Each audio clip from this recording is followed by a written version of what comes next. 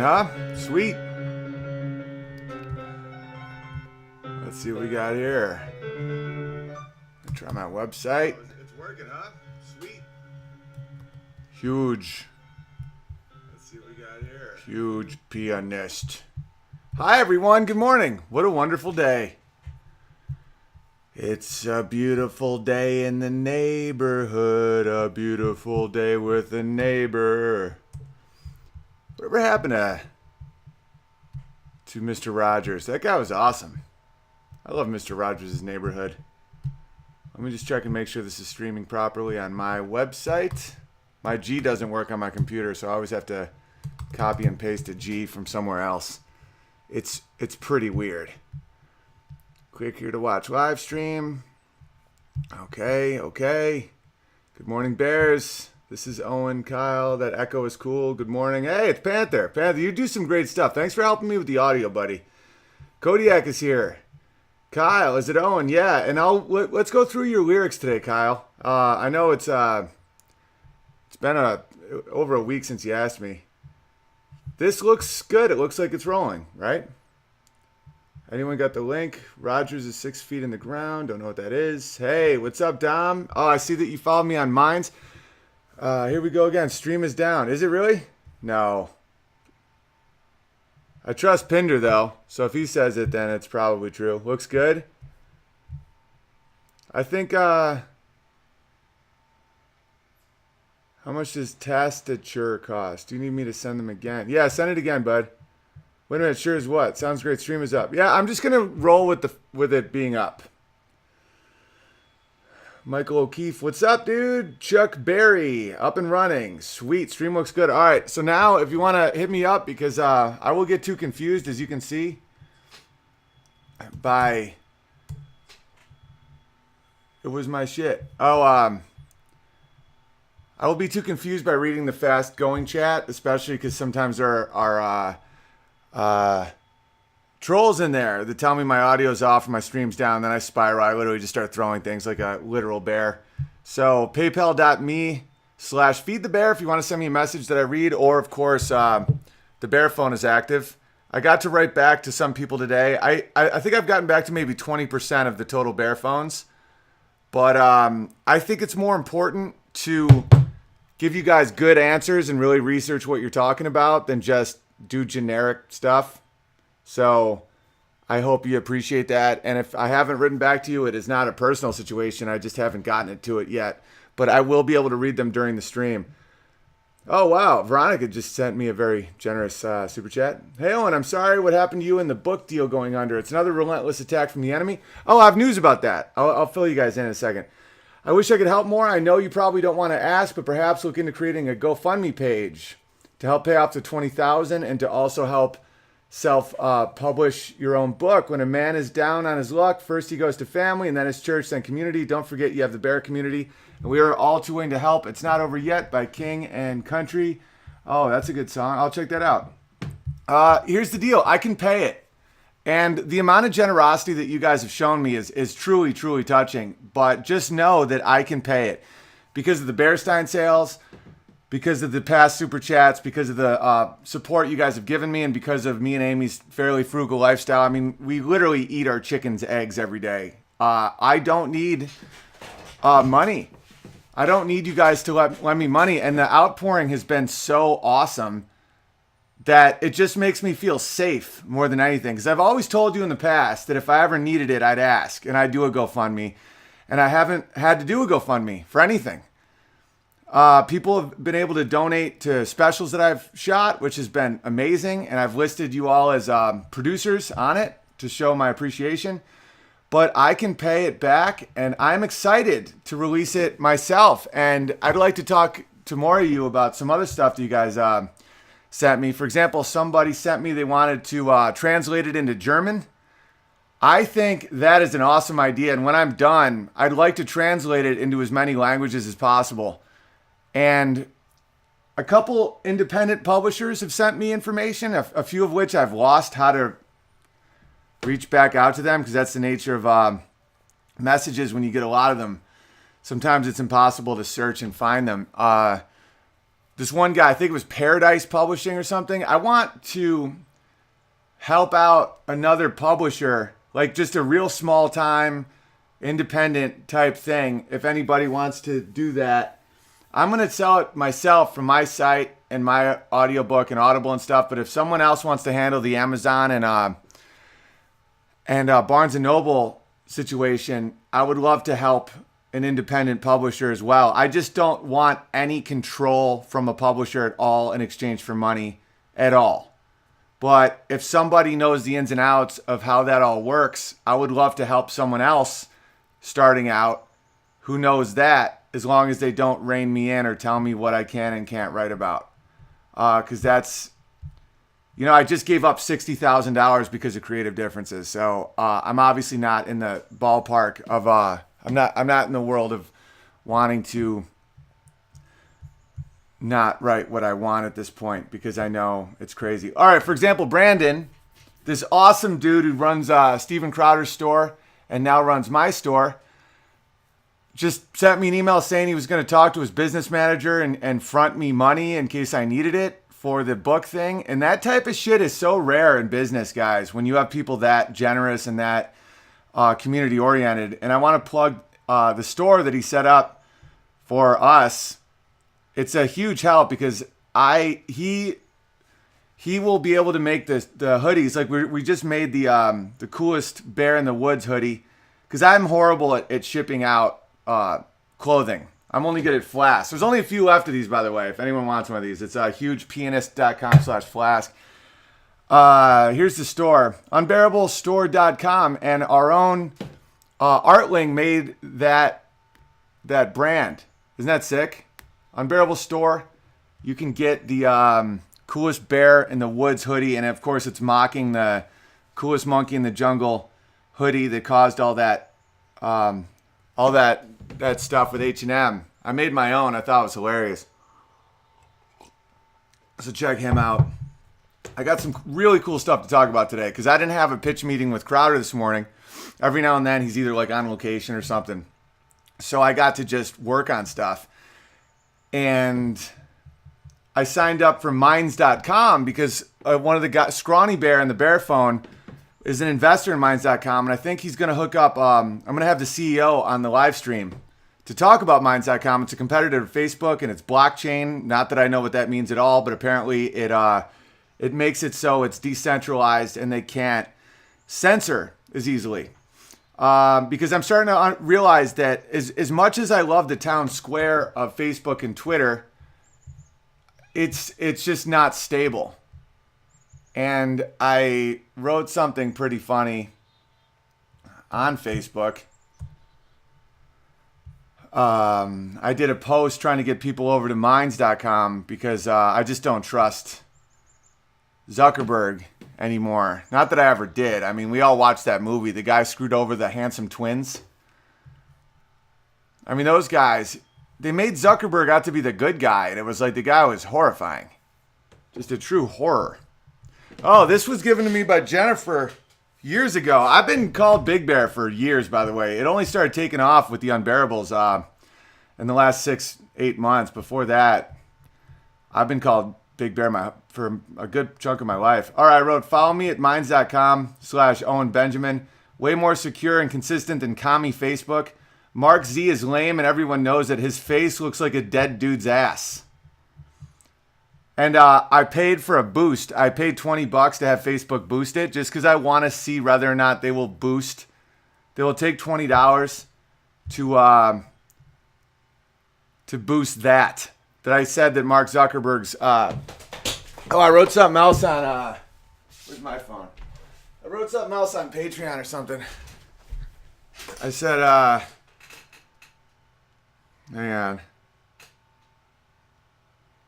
It's pretty funny. It's pretty true, too.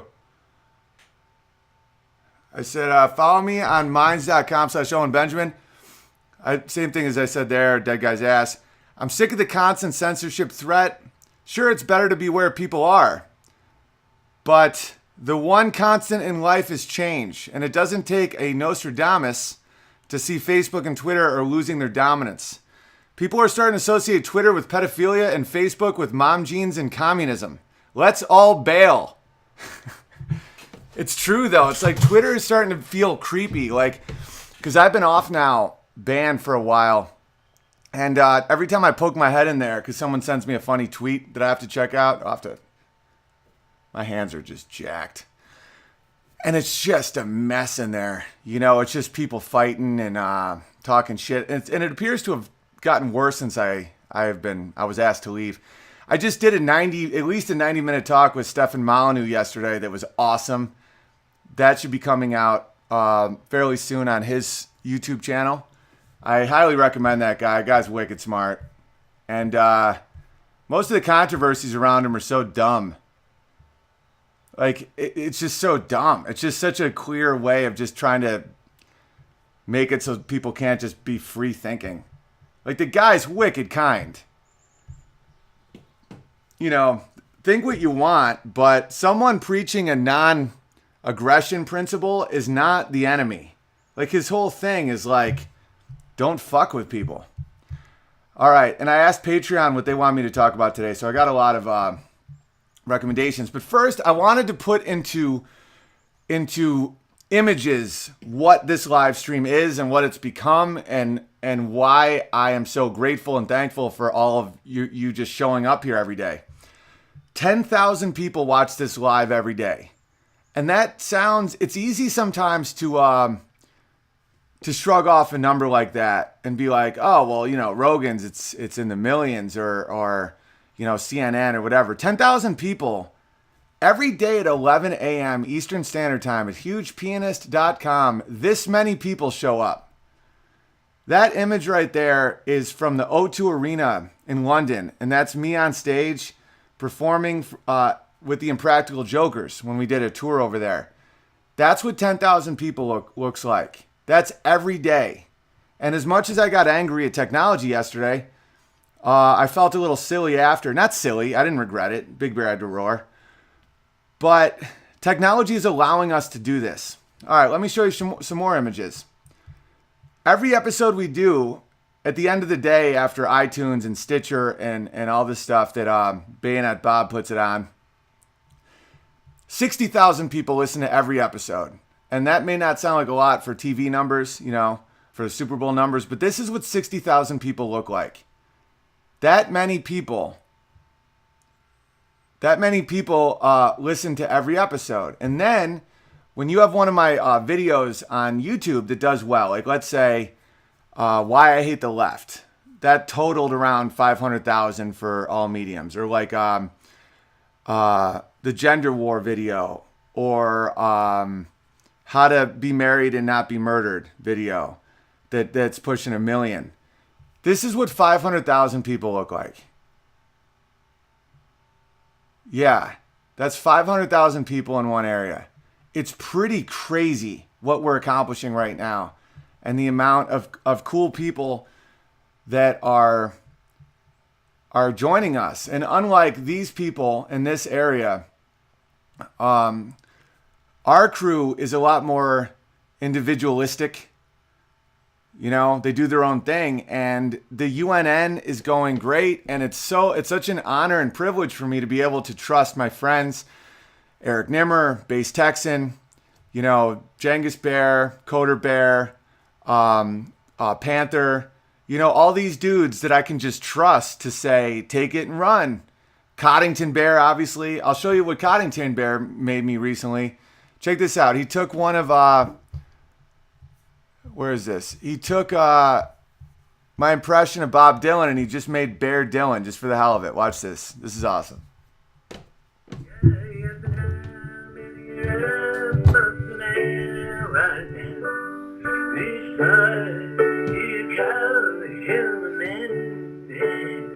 But the times they are changing.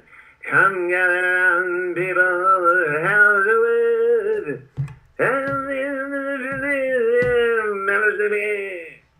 That's Bear Dylan.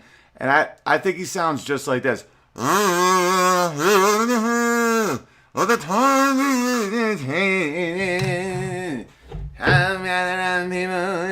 or forever, yeah.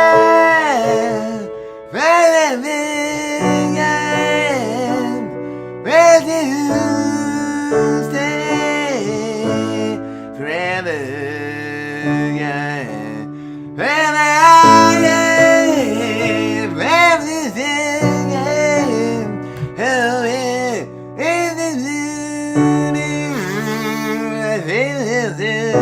So I'll show you. You guys want to see some UNN developments? Because I know we're all pretty used to my pace at this point, which is real fast. The only person I've ever seen do a faster pace is Steven Crowder.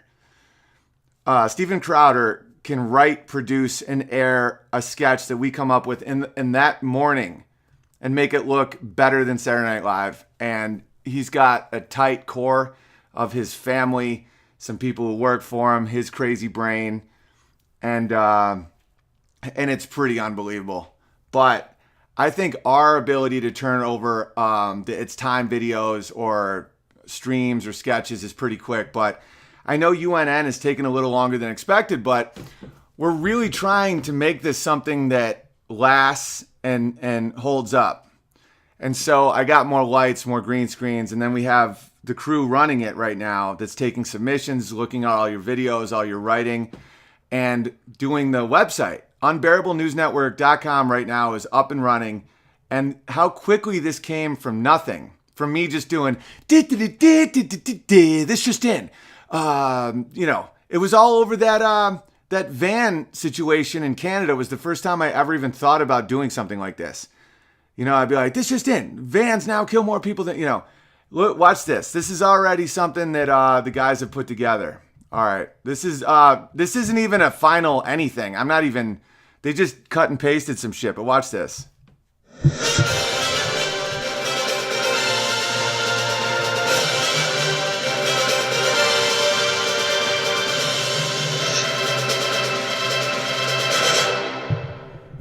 I mean, that's crazy good. That looks like a real news network. Gary McFern buns. And I didn't even do any action yet. Now we're starting to really look at whether or not we can use that UNN symbol, or is that too close to CNN, whether or not that's parody law, or do we have to come up with a brand new symbol? I know Artling made us an awesome symbol, so we might go with that. And Kiwi Bear made us some great symbols. And we just are coming up with all the graphics now and doing just really cool stuff. And down the line, that's definitely, like, this stream, I always want to keep mine. But that's something that down the line we pitch to a CRTV or a Crowder. If Crowder ever wants to do his own behind a paywall thing, or PragerU or Daily Wire or one of these places. Because I like the freedom of this stream, but part of me also likes to do the type of shows that you can serialize and it's the same format, but you have a team working on it and you can crank them out and they have high production value. And that's something I want out of this. And want to know something crazy? Nobody's asked for money. Nobody's asked for points. Nobody's asked for anything. This is all pure passion. This is just a group of people that I couldn't be more proud of to associate with. And it's just so cool to see that. And Eric Nimmer's first special, Send It. It's 40 minutes. Just got our first cut from Joe, who produced my last special, who's a director producer here in the Adirondack Mountains. And I see nothing but great things coming from him. Just a wonderful guy. And looks awesome. We're going to cut it a little bit, change it around, tweak some stuff. And that will be for sale for $5 at some point soon. And that one, all proceeds go to Nimmer because he's winning but still fighting cancer. So he definitely, one of my dreams for Nimmer was to have something, it's called passive income. It's kind of like having a rental or my specials that I sell off Vimeo. It's a trickle that never stops. And that's a beautiful thing to have when you're in a profession like ours, it's up and down. In a culture like ours, it's up and down. And especially if you're fighting cancer successfully. And he's winning. And it's awesome. And he's one of the funniest dudes you'll ever see. Like, I introduced him for that Pittsburgh show, and he did his set. And I was in the back chatting with Isa Bear and some other bears, and drinking some homemade moonshine and shit. It was really cool, but I would hear applause breaks so hard. And I always love having the best open for me because it makes the crowd open for more comedy. There's two ways of thinking about this. Some comedians like shitty comics to open for them, so then they, by comparison, look awesome. I'm not like that. I want, it's almost like, I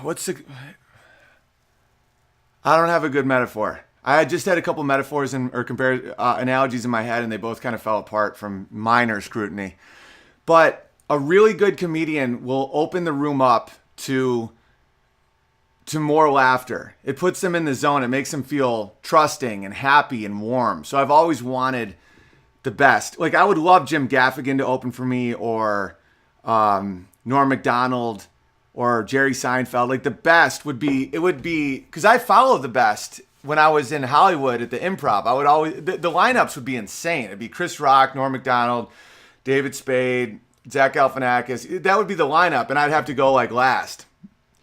And it would always be a much better set when you follow someone awesome than when you follow someone who is angry and dirty and shitty, right? But even that being said, there were moments when he was killing so hard that in my head I was like, I gotta follow this shit. And I'm very, very excited for you guys to see his special. It was a little more run and gun than my last special because I got to have a much bigger budget and more preparation and more cameras and stuff and more lighting, thanks to Peter. But his is just so good, and he came out of the gate just swinging, and I'm very, very excited for you guys to see that. All right, what else do I got to show you? Oh, yeah, you want to see what 10,000 people look like? This is me performing in London, England. Look at that. Isn't that just magical? A sky full of stars. Remember that Coldplay song?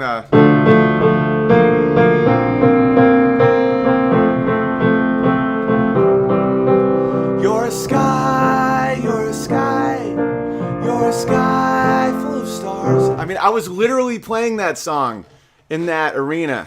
And I had to have all of them singing along to my Coldplay joke was that all Coldplay songs became the same song, and that my closing song, you know, you just have to be there, I guess. But it was so fun. I'm almost worried now to perform in England and Scotland, and I love Scotland and I love parts of England. Manchester, where I tape one of my specials, Feed the Bear, that you can get at vimeo.com/Owen Benjamin. Like, right where you're watching this, you can get my specials. They're only $10. A little more than Nimmer's because they're longer and they cost more money. But Manchester, I don't really like that much. I like some of the people a lot, but it's kind of dreary and too socialist. Everyone's kind of broken. My favorite area in all of the United Kingdom is Glasgow, Scotland. I like Northern England. London is fucking weird now. I don't enjoy London. It's beautiful. There's parts of London that I find stunning, and some of the people are obviously wonderful. But I don't know, not really feeling it. Parts of Ireland are really cool. I got to hang with Shaniqua O'Toole there when we were in Belfast. Belfast was a blast.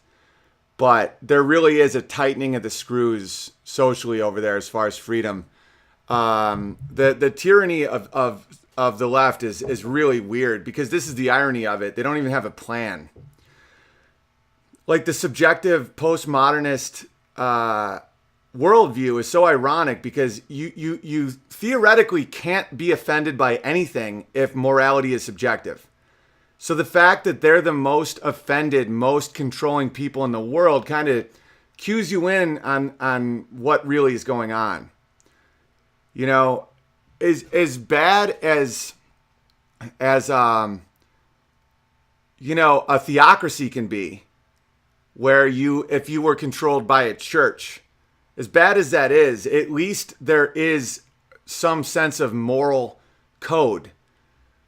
Of course, it can be corrupted. Of course, it can end up in an awful situation. But the odd thing about postmodern tyranny is They say that no one has a right to say what is and what is not. You know, objective reality is subjective, morality is subjective, everything's subjective. If everything is subjective, then how can anyone say anything is offensive or wrong?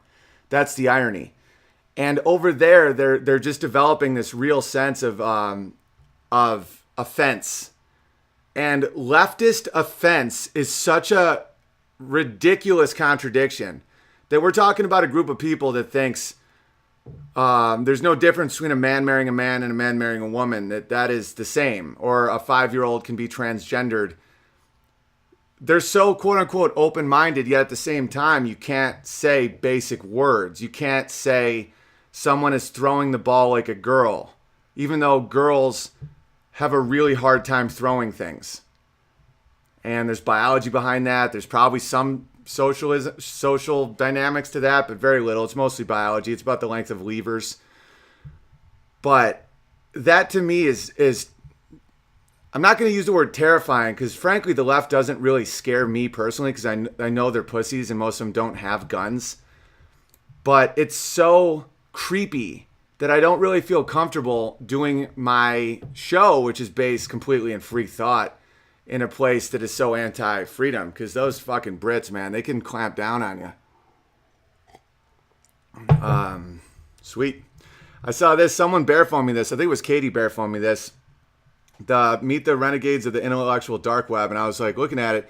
And I guess I was listed in the Intellectual Dark Web.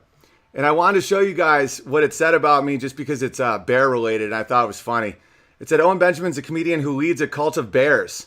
His Twitter profile reads, I might be wrong, but I'm not lying, which pretty much says it all. No, what really says it all is that I don't have a Twitter anymore, but that's a side story. Owen is dropped by his agency and lost gigs when he called out people giving hormone therapy to young children. Since then, his profile has only risen. Yeah, it's risen and shrank in different ways, but it doesn't really matter.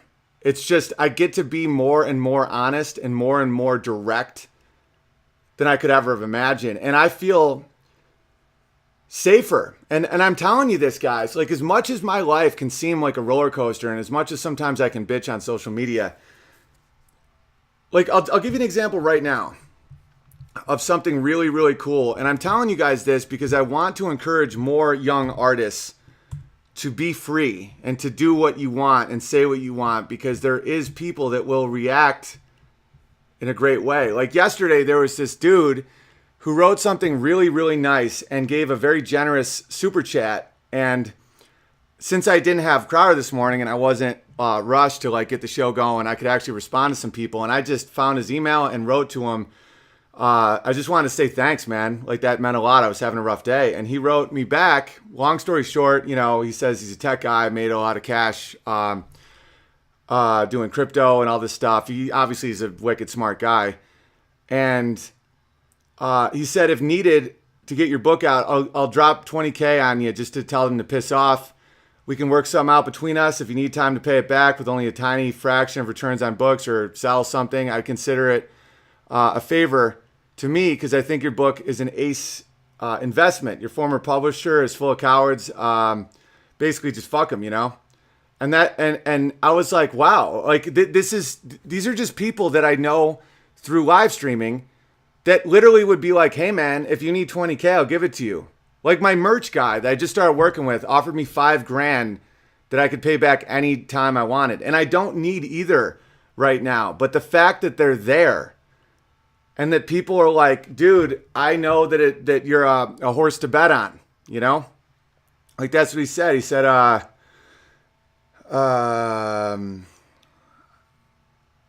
I'm pretty good at spotting an ace for investment. It wouldn't surprise me if another bear has already offered something like this. Yeah, and other ones have. Other people have said, we can start a GoFundMe, we can start this way. And it's, I'm telling you, there's safety in community. And as much as my life looks like I'm hanging on by a thread sometimes, which occasionally I am, there's times when I'm just completely in a crazy spot. But over time, you start realizing just the absolute strength in shared ethics, shared morality, shared standard of life, you know?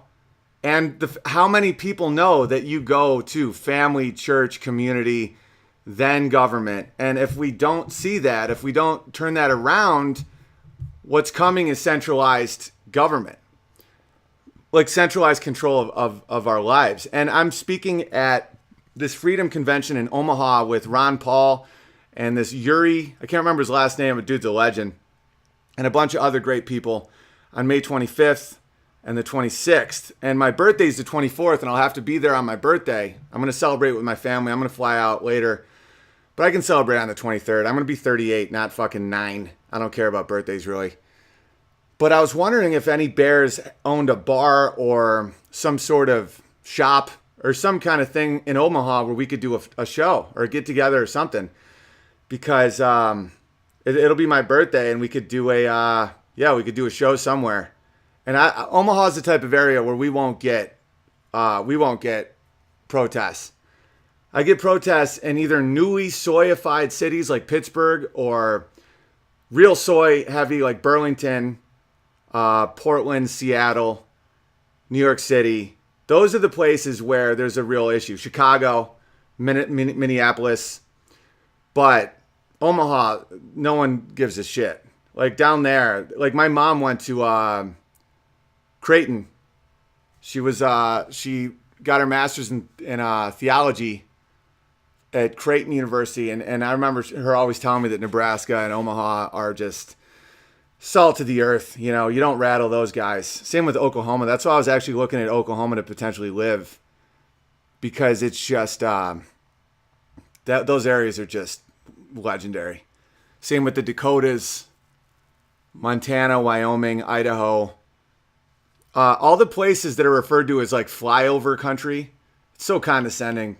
By the way, little known fact: the most flown over state in the country. Does anyone know what it is? Virginia. Virginia is the state that's flown over the most in the country. Interesting statistic there. But all the places called flyover country or middle America or any of those things are the best places to live. Texas, although Texas has some high sales tax and some weird state stuff going on. The government's expanding there a little bit. I love Texas, though. I'm definitely going to get a place in Texas, depending on financially what happens to me and, everything in the future. My dream is to have my production happen in Texas. I want to... Oh, a Bearphone person told me that they were related to Randall Reeder, cousins with Randall Reeder. And Randall Reeder, I used to live with Randall Reeder. He's the dude from my Gay Town episode where he was like, how am I supposed to trust a man that don't want to have sex with me? That dude, I'll show you the Gay Town if you want to see it. That dude, he's been in a bunch of Sandler movies. He's been in a bunch of, he was in Idiocracy. He's been in a bunch of big movies and commercials because you can't miss him. The dude has a beard down to here. He's 6'7", 300 and something pounds, just a bruiser, loves Harleys, guns. I lived with him for 2 years. He was in a bunch of my old videos. In case you guys remember, way back in the day, 13, 14 years ago, Discount Ninjas, the video that me and Devin did, Discount Ninjas, he was in that. He was in everything I've ever done back in LA. And me and him were talking about how Texas could be a real hub for production, for entertainment. And it could be the new Hollywood. My fear is that Hollywood moves to Texas, and I really, really hope that the Austin situation doesn't spread, because there's this weird liberal wormhole that's happened in Austin, and everyone in LA loves Austin, and Austin. Let's keep Austin weird. And all they're doing is bringing their progressive horse shit to one of my favorite, like Austin was one of my favorite cities to the point where I shot my first hour special there, High Five Till It Hurts. And even then I saw it becoming soy. And God, I hate when that happens, because Austin is beautiful. There's this river run, because I love jogging when I'm on the road. Keeps me away from vices. Every day I like to jog 6, 7, 8 miles. Lately it hasn't been as much, because I haven't been on the road as much, and I haven't been as lonely. I FaceTime with the kid a lot, and obviously the woman. But that's one of the best jogging spots in the country. Is the river run in Austin, Texas is unbelievable. You just run on a river, and everybody's out, and they got strollers and families, and people are just rocking. But over the years, you just see the mustaches getting more ironic. you know, the guys getting breasts. And when they're mass producing shirts, keep Austin weird. I remember my brother goes, what do they want weird? Like, they want me to, like, go in a tree and, like, whack off? I'm like, no, that's actually weird. See, this is about conforming to something using the word weird. Very different, brother. Please don't whack off in a tree. All right. People send me some super chats over the night, and I'm trying to really honor those, because sometimes I can take them for granted and not realize that you guys do throw me a tip as if I'm a piano player in a bar. And I really want to do my damnedest to make sure that I read what you write me, because it's super cool that you guys do that. All right. In the meantime, while I look for where these are, look at this. I was going to get to some of this stuff yesterday, but I was too pissed off. I mean, UNN couldn't come up with that. Police department writes po-po on squad cars to relate with young residents. That's so gay and dumb. Which one's this? Oh, Simpsons creator brushes off Apu criticism. People love to pretend they're offended. I love Matt Groening. I used to read his books when I was a little kid, called like School is Hell, Work is Hell, all that shit. Because, man, I didn't get to talk to Molyneux about this yesterday, but I really wanted to talk to him about it. How my mom thought she was a feminist. And it's so ironic, because all the shit she was fighting for, he'd agree with currently. Like, she was fighting for to be able to breastfeed her children in public or anywhere, that breastfeeding was cool, for homeschooling, and that the doctors shouldn't just immediately circumcise boys. Like, all that shit. That was the shit she was fighting. When she would talk about the patriarchal doctors, she was talking about instincts that women have, that male doctors she didn't think did. She was like, no, you fucking men. She was like, let us breastfeed. Let us teach them at home. If they're not fucking Jewish, why the hell are you cutting off part of their dick? You know, and that's all shit that would now be considered almost right-wing or libertarian. It's hilarious. But back then in the 70s, you know, my mom got into organic eating because she was from a farm area and she just didn't like the sprays and pesticides and shit that people were using. And she got into yoga early. She never, ever would go to the doctor or take antibiotics. You know, a lot of the shit that now is considered right-wing back then was considered feminist, because my mother was like, why don't you men see these things that women can see? Like, you have to breastfeed your children. That will make them smart and strong, and it will help to bond with the woman. You know, she was militant about that shit. And then she got red-pilled in her 70s when I showed her what happened in La Leche League. Like, she was one of the leaders of La Leche League. So in my living room every Sunday or Saturday, I can't remember which day, there'd be all these women talking about issues they have being a mother. You know, whether it's sore nipples or feeling like they're ignored by society, or feeling the ups and downs of emotions of being a mother. And I'm just a little kid listening. That's one reason why I think I understand women so well. It's not from dating. It's from listening to women talk endlessly when I was a kid, because they didn't act like a man was around. They were like completely in their own environment. And it was awesome.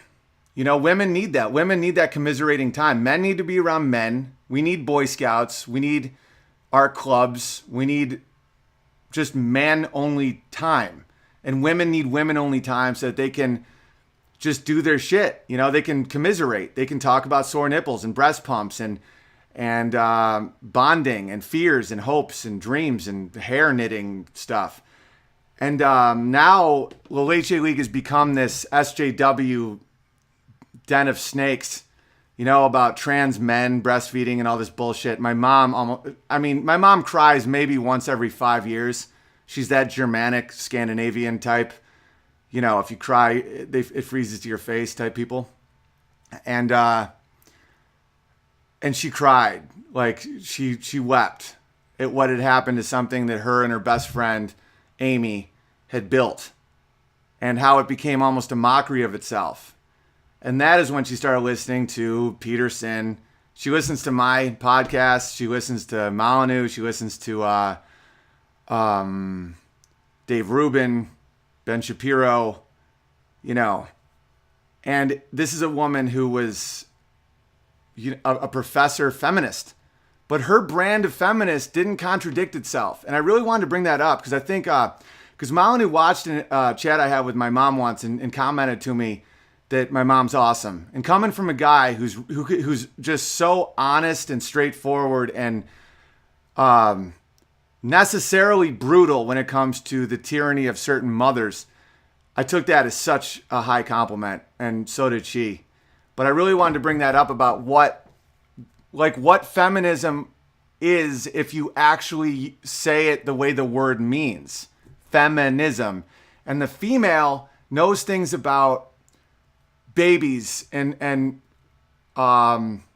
breastfeeding and nurturing and all this shit that men don't. And she saw that the patriarchy of the doctors in the hospitals, and most of them were either Asian or Jewish.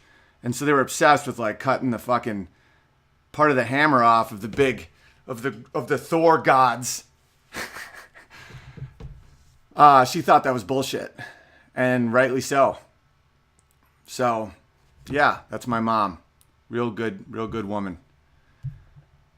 You don't just cut off a dude's dick. All right, here's a cool just video of Amy being wicked pregnant. I just like to share stuff like this sometimes.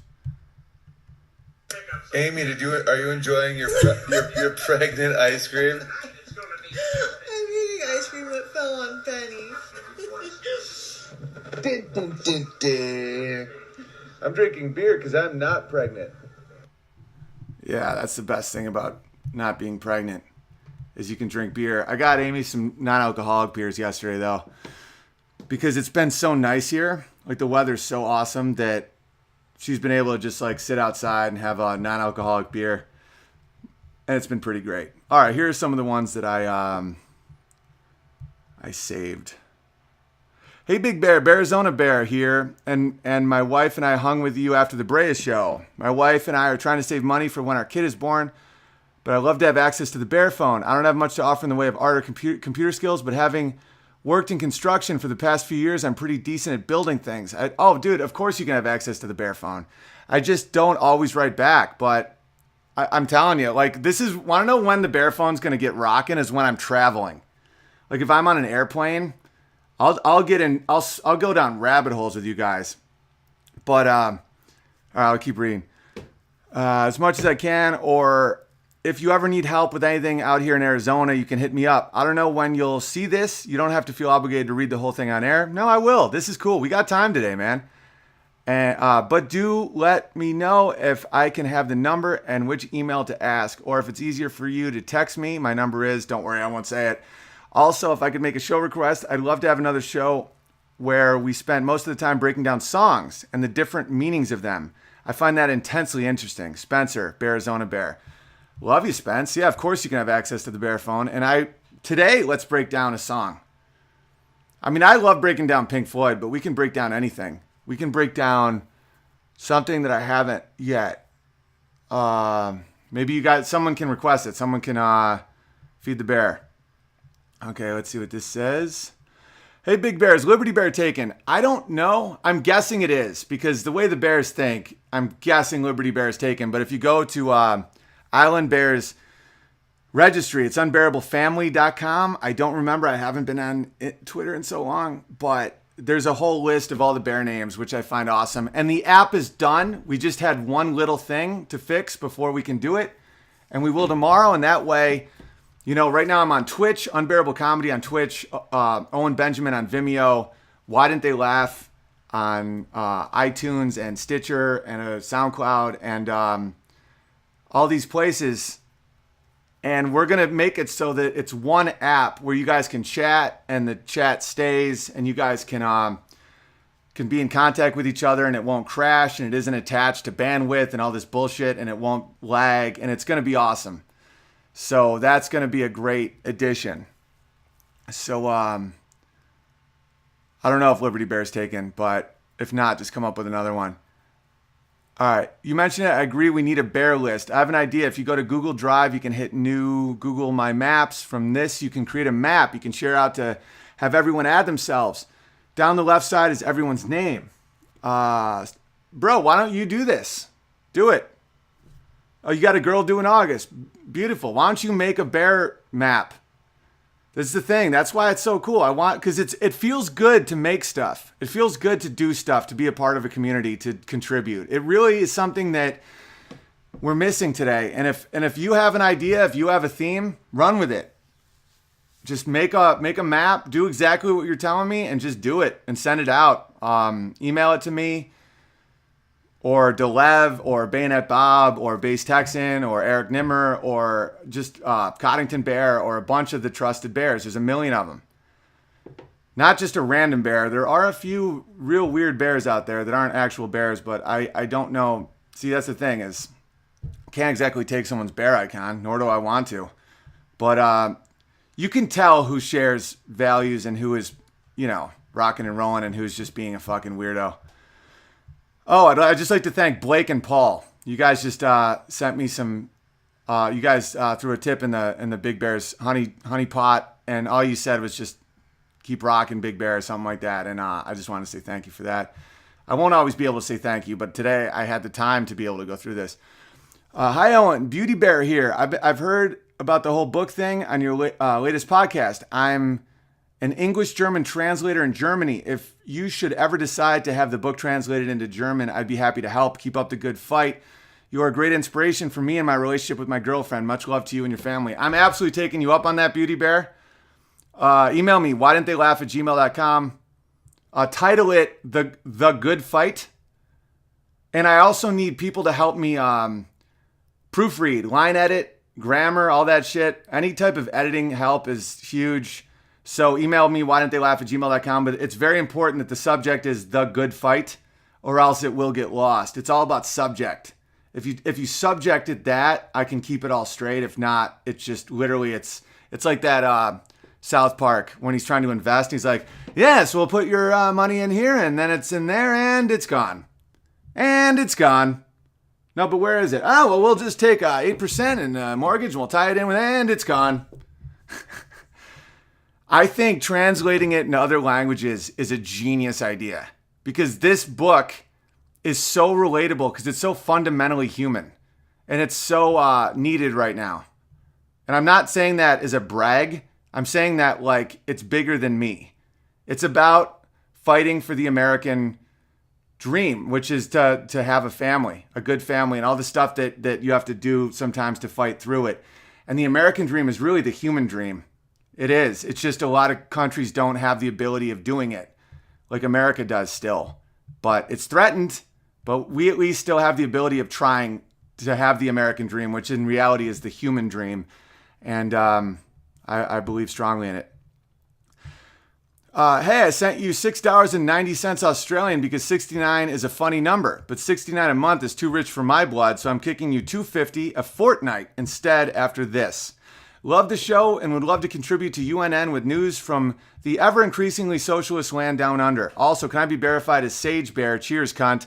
Welcome, Sage Bear. That was a fucking hilarious message, and we'd love to have you contribute. So, unbearablenewsnetwork@gmail.com, or go to the website. I think the fellas have set up a submission thing. We're having a roundtable discussion tonight in some Google chat or some shit to figure out what the bones are, like what our process is to get, because we've gotten so many submissions now that it's beautiful, guys. And the talent. Guys, I've been a part of elite Hollywood comedy writing rooms, and I'm blown away by the talent I see from the Bears. Like, the stuff that you guys submit is, I mean, I personally know half the Daily Show fucking writing staff, and half of them couldn't, follow Nimmer if he was blacked out and just got shot again. By the way, Nimmer doesn't have any teeth right here from shrapnel. Dude's fucking legit. Big Bear, Beauty Bear again. I forgot to tell you my email for possible translation services. See, this is the thing about your email. I don't know if the first 3 letters are part of it. And I don't want to send it to a wrong email. I was thinking about something hilarious.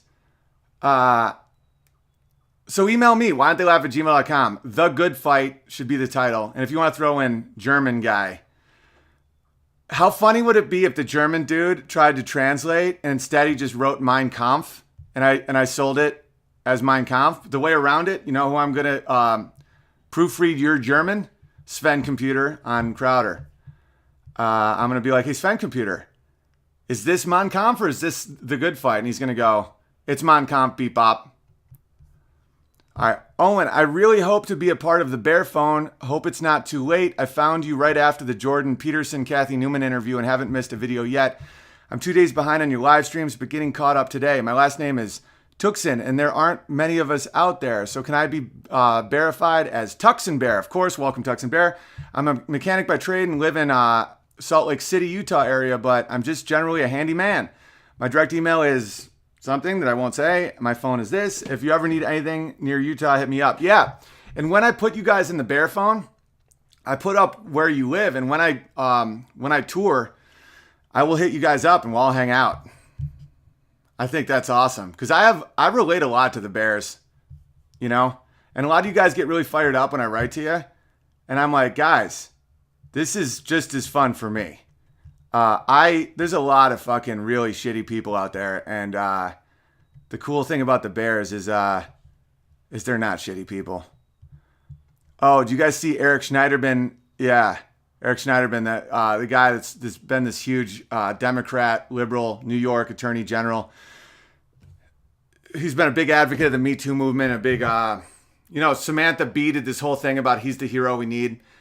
Yeah, he's out. He has been real rough with women. He was dating this one black chick and he kept calling her his brown slave and like slapping her and choking her and shit. So yeah, that's just another example of liberal men pretending to be male feminists are really just hiding the fact that they're fucking wicked creepy. And do I judge funny? No. I've called Amy a prairie monkey before because she's half Mexican, and she laughs and we laugh, and because I know her sense of humor. So it out of context, I don't always know that shit. Like if he said brown slave, like you're my brown slave, maybe she would find that funny, but she didn't. And here's the thing. You know what your girl finds funny, and you know when you're a fucking weirdo. And I'm also not New York State Attorney General, Me Too fucking crazy weirdo. You know? Because, like, it's funny to, like, make fun of each other in relationships. And sometimes the more taboo and the more uncalled for, the funnier. But you have to know who you're talking to. And if the girl doesn't laugh, well, A, you shouldn't even cross that line if you don't register whether or not they potentially would even find that funny. And that's just really creepy. And he did a lot more shit to a lot more chicks. So Patreon wanted me to talk about the Iran deal. I think it's great that Trump pulled out of the Iran deal. The Iran deal was really stupid. And Ben Shapiro did a great job explaining it. I recommend listening to him for a lot of this new stuff because he has his law degree from Harvard and he's real Jewish. So he kind of understands the ins and outs of certain shit that I sometimes don't. But one thing he brought up that I thought was really a great insight was that Obama kept framing things in these binary ways where it's either the deal or nuclear war with Iran, when in reality there's an entire spectrum of possibilities, many of which have nothing to do with the nuclear deal where we give them pallets of cash and it's an unenforceable thing.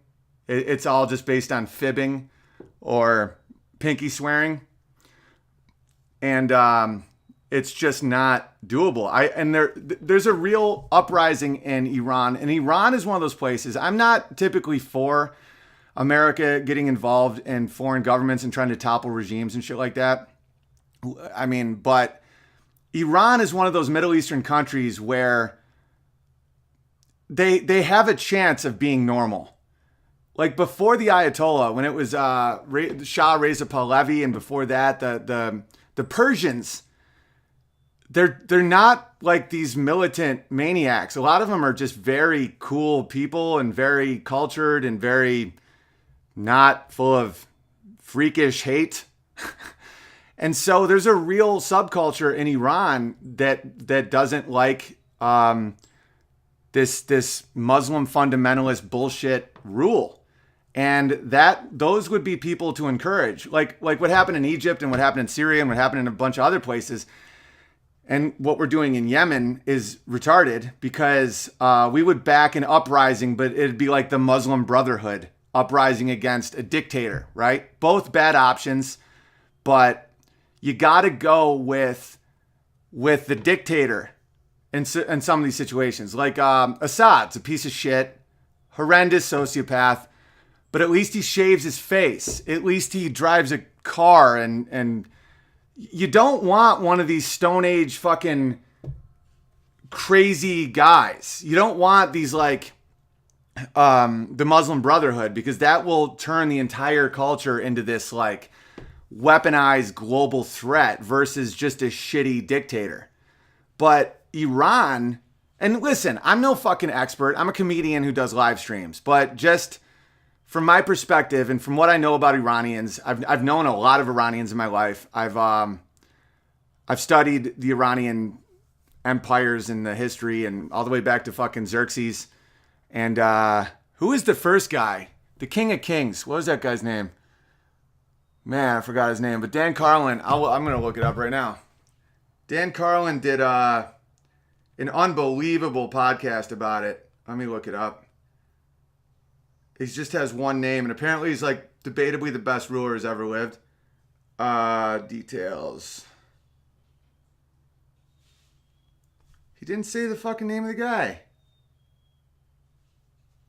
I'm just going to Google it. Who was the King of Kings? Who was the King of Kings? Persia. Come on, someone's got to know this shit. Oh, Cyrus the Great. Cyrus the Great apparently is just this legend.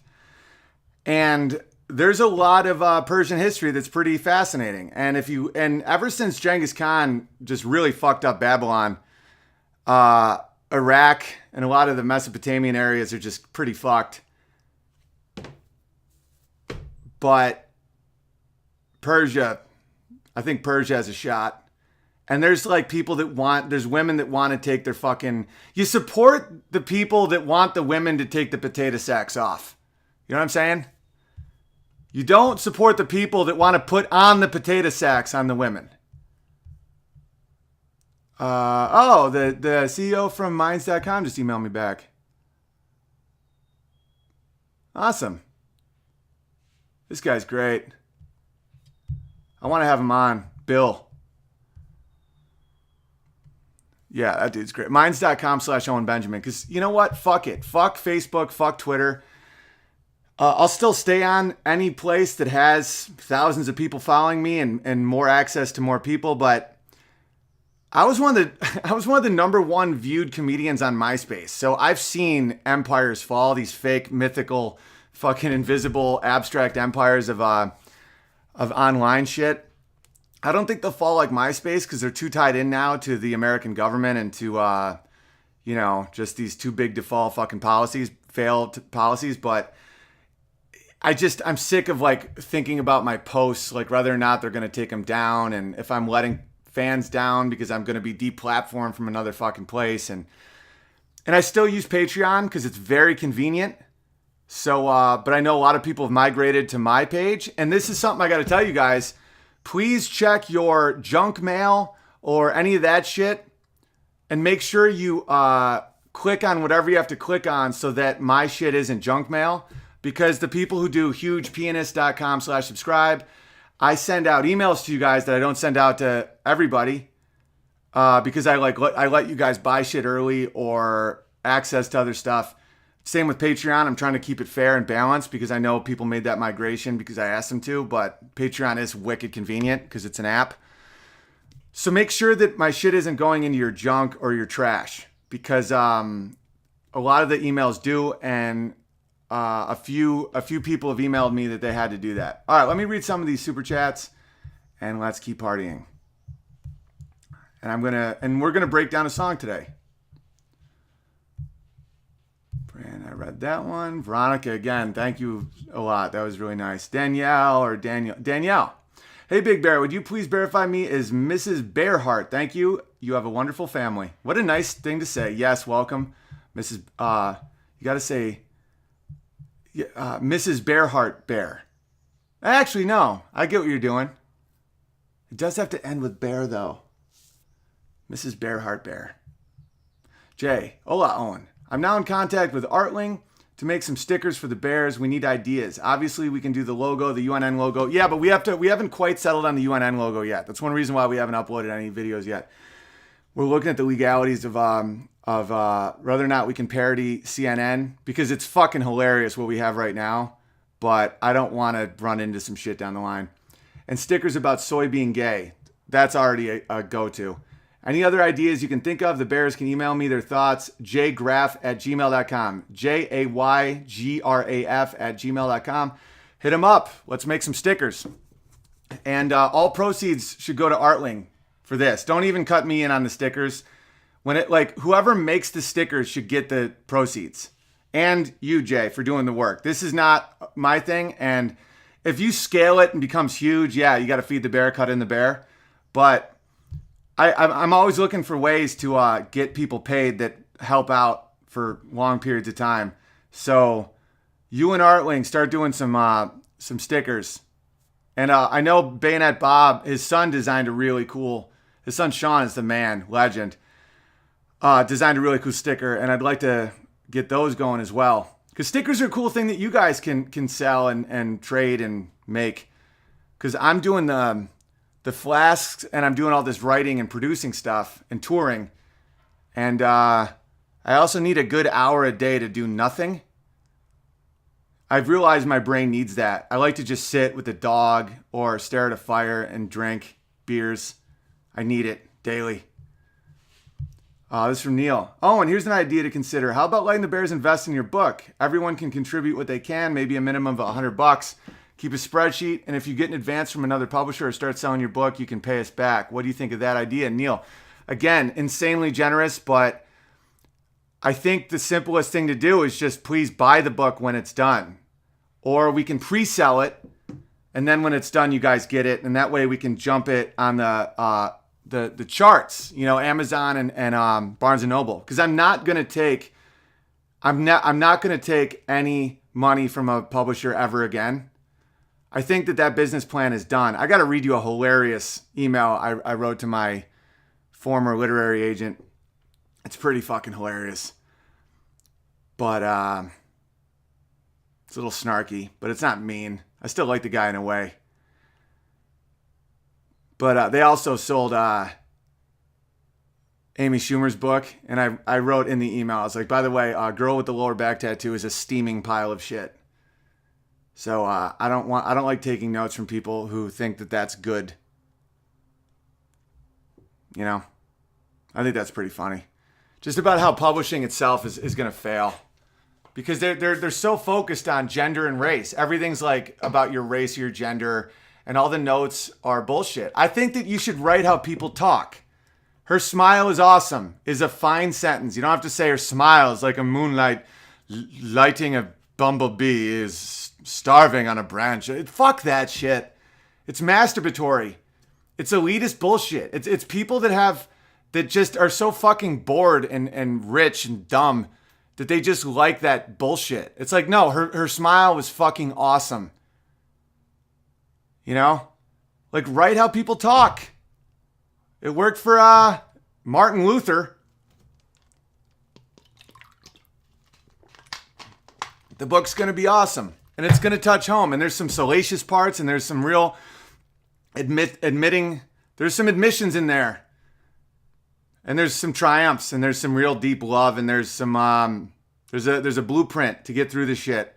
It's not just corny. It's not just me talking about just me pontificating on some of these ideas. I'll reveal some low fucking dark places that we've been. And I'm doing it for people. It's not easy to write that way.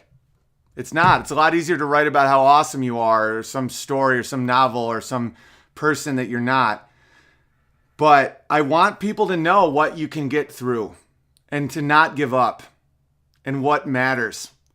And unless I give examples of it, that's why I show my frustration. I didn't edit yesterday's video. I didn't cut out me being fucking pissed and yelling at shit, because this idea that people that makes you bad or you can't get through problems is the whole reason that our divorce is through the roof and our kids are not learning skills or learning how to get through life. You know, they're just letting these forces crush them. And I want to show how to not be crushed, because we almost were a million times. We broke up once for like a month. We had some rocky ass times, and we are really, really good. It's like, it's what got me back into Christianity, and it was out of grateful. It was out of being grateful. Like, you get to a point where you're like, you get so grateful and you feel so lucky. Like, I think of all those times when we could have just given up and we could have just walked back into the darkness of nihilism and flickering screens. And it's almost like those dreams where you almost fall off a cliff and you're like, oh, I can't believe I almost fell off that cliff. And you're like, thank God I didn't. And you almost start feeling God. And it's not need. This is what atheists do sometimes to piss me off, where they act like the belief in God is a weakness, where it's like you need your God or else you feel alone in the world, or you can't face reality of science. No, I feel so fucking lucky that I feel like there's a God. Where I'm like, how the fuck did I have some force, some guide, some hand that allowed me to not lose everything, and to wake up every morning and seeing my wife's belly grow and my son learning words, and just the eggs in the coop and the sage out on, we're growing sage. We have fires where me and Amy, my wife, sit and talk as friends, and we're still passionately in love with each other. And like, that to me is where I see God. It's not in weakness. There's been times like when my son's heart stopped beating and there was complications. I prayed. And that's like one of those moments where I could see someone saying that that's weakness, but I don't see it that way. But that at least has an argument. But mostly my faith comes from being grateful and thinking like, how the fuck did I get this? Being such a flawed person. And so I have a temper. I have a lot of pride. I have a lot of ambition. I have anger in me. I have resentment in me. I have spite. I have the desire to hurt people. All that shit. I have lust in me. I have fucking just everything. Everything bad is in me. And how did I get good? How did I get to a place where those things now are relics? They're still there, but relics. Like, lust doesn't drive me at all. Lust isn't an issue. There was a time when I thought it might have been. When I was a young comedian and you get surrounded by women after shows and you start getting defined by that, by women's sexual attraction to you. And it wasn't even about having sex with a lot of women. It was about being wanted. And then you realize how that itself is almost a subservient position. I write about that in the book, about how, like, I was still serving strangers. It wasn't about me. It wasn't about accomplishment. It wasn't about me being a great man and that's why I'm being loved by women. It was sad, And it wasn't like I was hurting anybody. It was literally just sad. Like, there'd be times when just read the book. There'd just be times when you almost just feel like garbage. Like you're just like nothing. That you're just someone's story. You're the fun guy who can play the piano, and you're not someone that anyone built a foundation around like me and Amy did. And yeah. All right, let me finish reading this. I caught most of the stream yesterday and was listening during the beginning. I don't have a ton of life experience, so it's a little uncomfortable for me to talk about a grown man's stress level, let alone offer my opinion of the situation, but I had an epiphany I thought I might share in case some of the bears also had an epiphany and felt alone. By the way, do I read too fast? I'll try and slow it down a little, but I try to just get to as much as I can. But if I read so fast, it doesn't sink in. It's pointless. So I'll read a little slower. So why not put it out there? In your words, someone has to do it.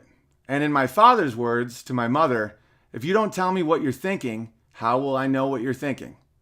Sounds like you have a good dad. At first, when you and Amy were figuring out what was going wrong, I almost closed out of the window to avoid the negative. Then I thought about what was actually going on. I wasn't just tuning in to the morning live stream of someone I find funny and true. I was metaphorically sitting on your couch after being invited into your life. You use your platforms to promote your comedy, yes, but more importantly, you use your platforms to promote your lifestyle and share what's going on with you. That includes the good and the bad, the ups and the downs, and yes, the joy and the stress. So this was my epiphany, that leaving you when things weren't going great would create hypocrisy. If I say I value loyalty and family, what then do I believe if I break that loyalty and leave just because I'm not getting what I want? I also feel like in some way that would embarrass my father. And I have a good dad who I don't want to embarrass, but that's an entirely other train of thought. By the way, this is a fucking awesome letter. I won't lie. I did feel uncomfortable. I love that you're not lying, by the way. I won't lie. I did feel uncomfortable when the stress was out there in the open. And I can't pretend to understand for a second what it feels like to have a $20,000 bill hanging over my head. But I came to the conclusion that I would personally feel more uncomfortable to leave the stream just because it wasn't an always happy-go-lucky environment. Again, it feels weird sharing all this because I'm freshly out of college and haven't dealt with a whole lot of big boy life struggles. But I thought I should share a moment of growth with the community in case someone out there shared a similar thought but felt uncomfortable sharing due to perceived isolation. As always, praying for the best for the family and the little guy on the way. Professor Bear, James. That was brilliant, bud. I mean, that was absolutely brilliant. Literally, that was a brilliant thing. And that, I'm sure that just gave thousands of people hope that the younger generation is capable of shouldering the burden of stress. And yeah, I trust me, I'm in the same boat as you. Sometimes I feel like saying, why am I showing people my frustration and my reaction to negative articles about me in the news? Or why am I showing what's happening in my town, or the gossip train, or what's happening with me and my brother? If I just showed you utopia, and if I just showed only the good, I would probably get more fans. I'd be more brandable. More companies would be able to sell things with me because they'd say, "Oh, you want to be like Owen? Drink Coca-Cola," or whatever the fuck they wanted to sell. And they wouldn't have an ability to do that if I show reality, which is what I do. And it's better for people and it's better for me.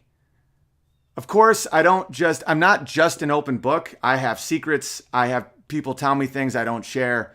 Things happen that I don't share because of respect I have for people, and I don't want to drag them through the mud. I'm not just this wall, this mirror that people just can bounce anything off of. But what you just described is one of the best skills you can possibly get in life, is being there when things go south. And look at what me and Eric, just look at me and Eric's friendship. And when you see my intro to him in his special, you understand what it means to be friends. And he was there for me when I was literally on the ground. And I was there for him when I would get him booked and hired in clubs. And that's a really hard thing for young comics to get, is those 20, 30-minute spots in front of a packed club. And he was very grateful. And he would text me, "I can't thank you for everything. Like, I'm so lucky that I met you." And I'm like, "I feel the same way, buddy." And then when the world called me a racist, he stood up and said, "What the fuck are you people talking about? Owen's not a racist." And he didn't do that just because I would get him spots. He did that because I'm not a fucking racist and he's an honorable, honest man. And then after that, look what's happening. Now he's one of the people that will be in charge of UNN. He's the first special I ever produced that wasn't mine. You understand? And that's not, like, these good things that keep coming from our friendship are not, it's not a barter system. It's from honesty. And I have a bunch of friends like that. It's just you guys got to witness that because he's been part of these stories. But if people aren't there for you when things go bad. They're not really your friends. They're acquaintances. I talked about this with Malinu. I can't wait for you guys to check out that interview. That was a great time. That when I would have all this power in Hollywood and all this money, there was a time when I was making almost $40,000 a week. And the people that would be attracted to me and be drawn to me and give me praise and all that. And when I would lose anything, any staggering, any slow down, any weird thing, you would just see layers of people go and find the next thing that they would go support, and the next honey that they would just lick, just sugar.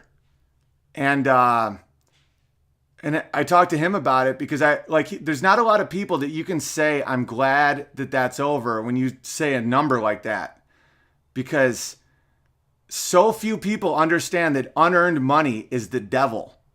And I didn't earn that, how much I was getting paid. And that world was horrifying. There's been people that have won the lotto that have ended up in prison and said that the prison was the best thing that ever happened to them because it's the only reason they're not dead. And it's so easy for people to not listen when you tell them that money does not bring happiness. And that when you guys give me super chats, or when you guys buy my shit, or when you guys come out to my shows now, I feel good about that. I feel like I earn it. I feel like it's complete consent. It makes me feel proud. It makes me feel healthy. And it's less money, but it's honest. And I felt like getting paid. I've gotten $10,000 to perform at a college for an hour in front of 20 people. Do the math. Do you understand that that's coercive bullshit? And that would weigh on me. You know, it would be like, that's a fucking huge amount of money. And the thing about unearned money is you don't save it well. I'm better at saving now. Like, I have the 20 grand from saving from the Bearsteins, from touring, from super chats, from you guys supporting the show. I can pay that fucking money.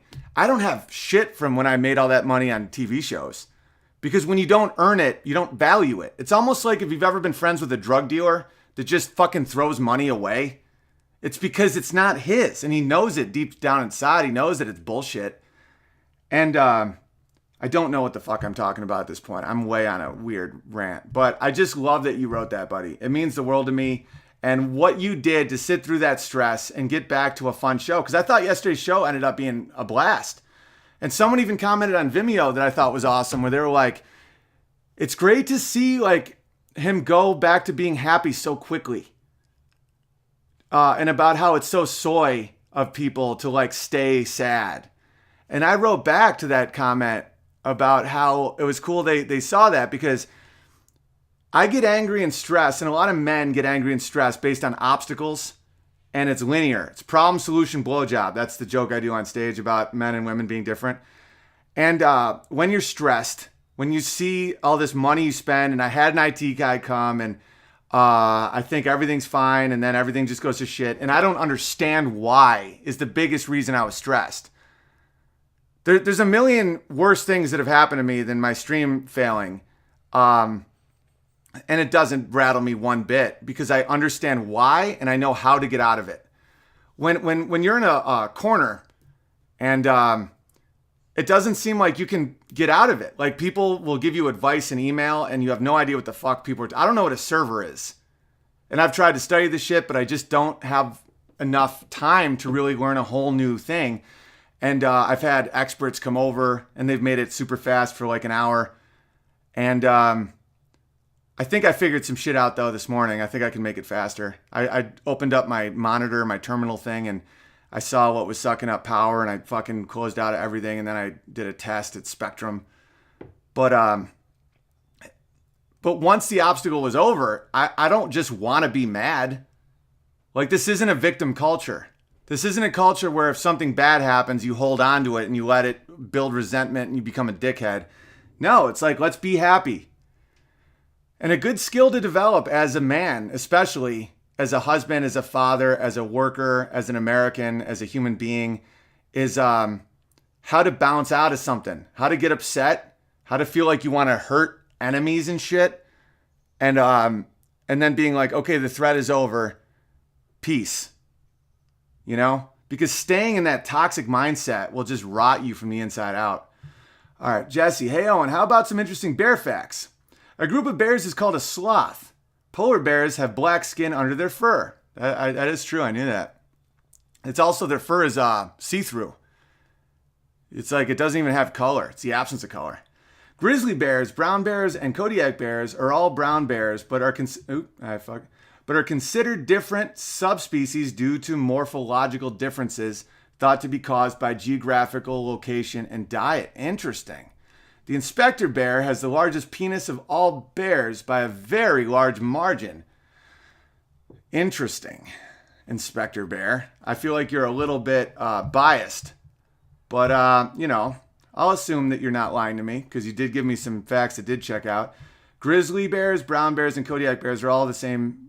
They're all brown bears. I did know that, but the way you described it was interesting. It's kind of like there's this lion. There are these lions in Cape Buffalo, I believe, that are on some island off Africa, and they've both gotten fucking huge because there's this like really fast evolutionary force that has happened where only the biggest, strongest lions can fucking eat because it's only like Cape Buffalo and lions, and they're like twice the size of a normal lion.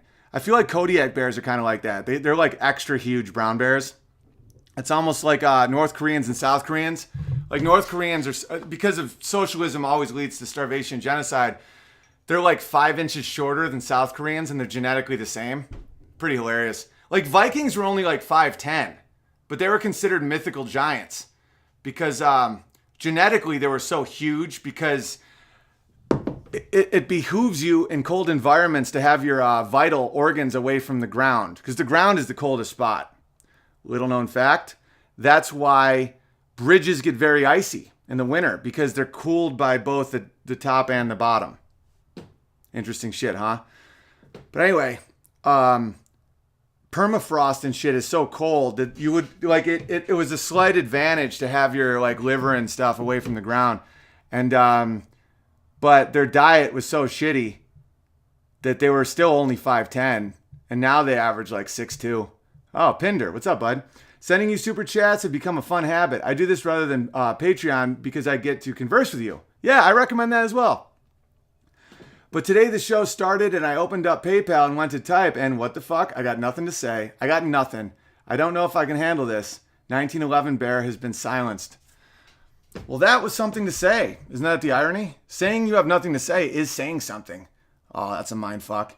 Teach Right Bear. Keep Austin Weird was originally about keeping businesses local, etc. But now it's just trying to be more like Portland, Oregon. It really is an insane liberal hole. Conservatives move out to the suburbs like beautiful Cedar Park with the brushy creek trails, which aren't as amazing as Town Lake in Austin, but it's not weird. Smiley face. Would absolutely love for you to come out this way, even for a show. I'm planning an entire Texas tour. Don't worry about that. Oh, would you guys be interested in coming to a show in Orlando on July 5th? I have an opportunity to perform in a nice theater there on July 5th. I don't know. Give me some feedback. Comment on here or email or whatever. Go to minds.com/Owen Benjamin, my new thing. Let me know if that's a buzzkill due to the holiday or if you would actually be able to come out because I could lock that down. And Orlando seems fairly central, where Northern Florida and Southern Florida could make the trip if they had to. But I'm trying to get that in before the baby's born because I know I was, Delev's always wanted to see Mickey Mouse, and I know Nimmer's really pumped about it and Coddington's pumped about it. And I just feel like that's an area that'd be real cool. That and Atlanta are two and same with Michigan. I really want to get up to Michigan. And I mean, I want to get everywhere. I mean, let's be honest, but gotta do priorities. By the way, thank you for that little info. Kingdom Coffee. Big Bear, have you noticed language changes? Hillary being the first woman president, I feel, replacing I think. Gender being different than sex. Thoughts on that? Can I be verified as Wordy Bear? Love what you're doing. Yes, welcome Wordy Bear. And I love talking about word origins. Gender is the only one I'm okay with the exception of the fact that now there's like 1 million genders. I don't mind gender over sex if people still know that there's only 2 genders. There's male and there's female. But, because sex is also the verb. It's like, fucking. So sometimes when you're like saying, what sex are you? I don't know. I don't mind gender, but gender is one of those commie words that they use to start talking about cis and bullshit. But I don't know. But I do, what you said, I feel versus I think, has been a real problem in society. Like, I feel doesn't mean shit. Your emotions are one of the most dangerous things you can have. It's like emotions are beautiful and they're artistic and they will drive your soul sometimes in a very good way, but they also can lead to some really bad shit because they can cloud your brain. And if you put ethos or pathos or anything over logos, logic, you're kind of fucked. And yeah, I do think that I feel doesn't matter. Someone says I feel ... I don't care. Unless I love the person or if I'm friends with the person or if I have deep respect for the person, I will listen to what they feel and try to help them. But just a random asshole with power over me, when someone says I feel, I literally am like, I don't give a flying fuck what you feel. Do not cross lines with me. Because now I feel murderous rage. That doesn't matter. I'm not going to murder you. What I feel doesn't matter. Joseph. A great song to break down is Silent Running by Mike and the Mechanics. I've never heard it, so I can't do it today, but thank you for that suggestion. Anyone else want to suggest? I'd be more than happy. This is from Christine. Thank you for that super chat. It's very generous. Hey, Big Bear, can I be bearified by Kick-Ass Mama Bear? Hell yeah. Jordan Peterson talks about being dangerous as a necessary attribute for taking your place in the world. Finding morality and the capacity to be dangerous while possessing the ability to control it. Yep, meek shall inherit the earth. The meek, sheathed sword. It's profound what Peterson taught me personally about that. The meek shall inherit the earth. I never liked that in the Bible until he explained it to me. That the meek doesn't mean timid, coward. Meek means someone with a sword that chooses to keep it sheathed. And that is a profoundly strong position to be in versus just someone who's scared. And I dedicated a lot of these streams to that concept of the sheathed sword. Like when that woman started slandering me in town from my special that she didn't even attend. And the articles got written in the paper. Those articles got picked up by other papers. The domino effect to me being openly called a racist all came from one woman who's an asshole. And during this whole time, I never said her name and I never sent a mob at her. And that teaching allowed me to do that because my instinct was, you want to fuck with me and the Bears? You want to see what real shit looks like? And that's an emotion. That's an I feel, right? I felt rage. I felt defensive. I felt like people were attacking my family and I felt powerful. I knew I had enough people that cared about me and were on board and enough psychos, to be completely honest, that I could have shame mobbed her to oblivion to where she wouldn't be able to leave her house without feeling uncomfortable.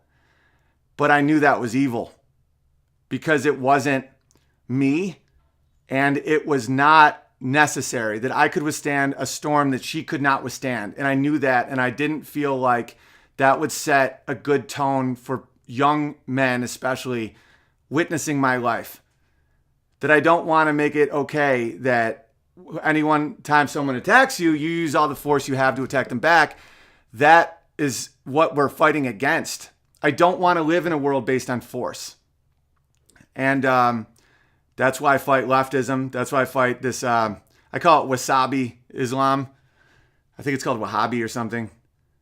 It's all based on force, it's all submission. And that's bad. And I don't want to, and that's what she was doing. She used all her power to go after institutions to make it seem like to cave me in. And institutions are very weak. Because with risk versus reward, if the odds are 1 in a million that they'll be called racist versus they just kick out one person, they just kick out the person. Big corporations and institutions are very risk averse. And she used that against me. She got the church against me. She got Little Dippers where we sent Walter again, like all these institutions. And we just weathered the storm. And now it's just silly. I saw her recently somewhere and she just looked very small. And I didn't feel anger at all because we're fine. In fact, I've had free shit from it. Like different mechanics and people like that are like, you're fighting the good fight, brother. It's on the house. You know, like people around town are fucking awesome. That's why I'm glad that the town didn't get too slandered over it, because 99% of the town are fucking great. But the sheathed sword is very important. To be dangerous and know you can destroy someone, but choose not to unless you have to. That's important. Or else you become a hypocrite, you know? There's a reason you picked a bear as your archetypal avatar. Pay attention when little things start happening, which seem like a series of impossible coincidences. These are God's angels leading you to the right path. Don't rule out any help you can get in publishing your book.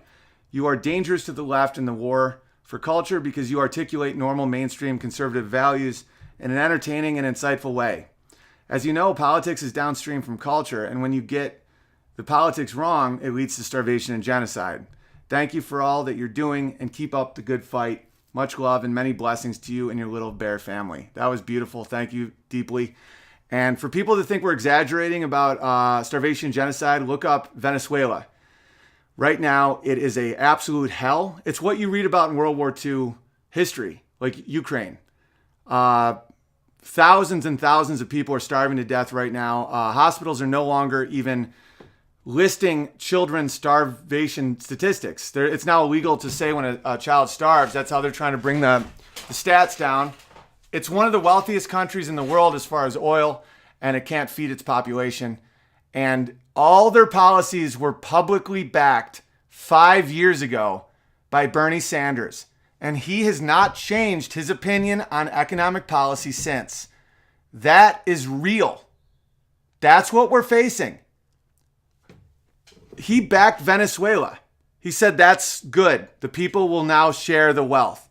And now the people are all dying. The average Venezuelan has lost 18 pounds in 5 years. And so just know that that threat is right here in America right now.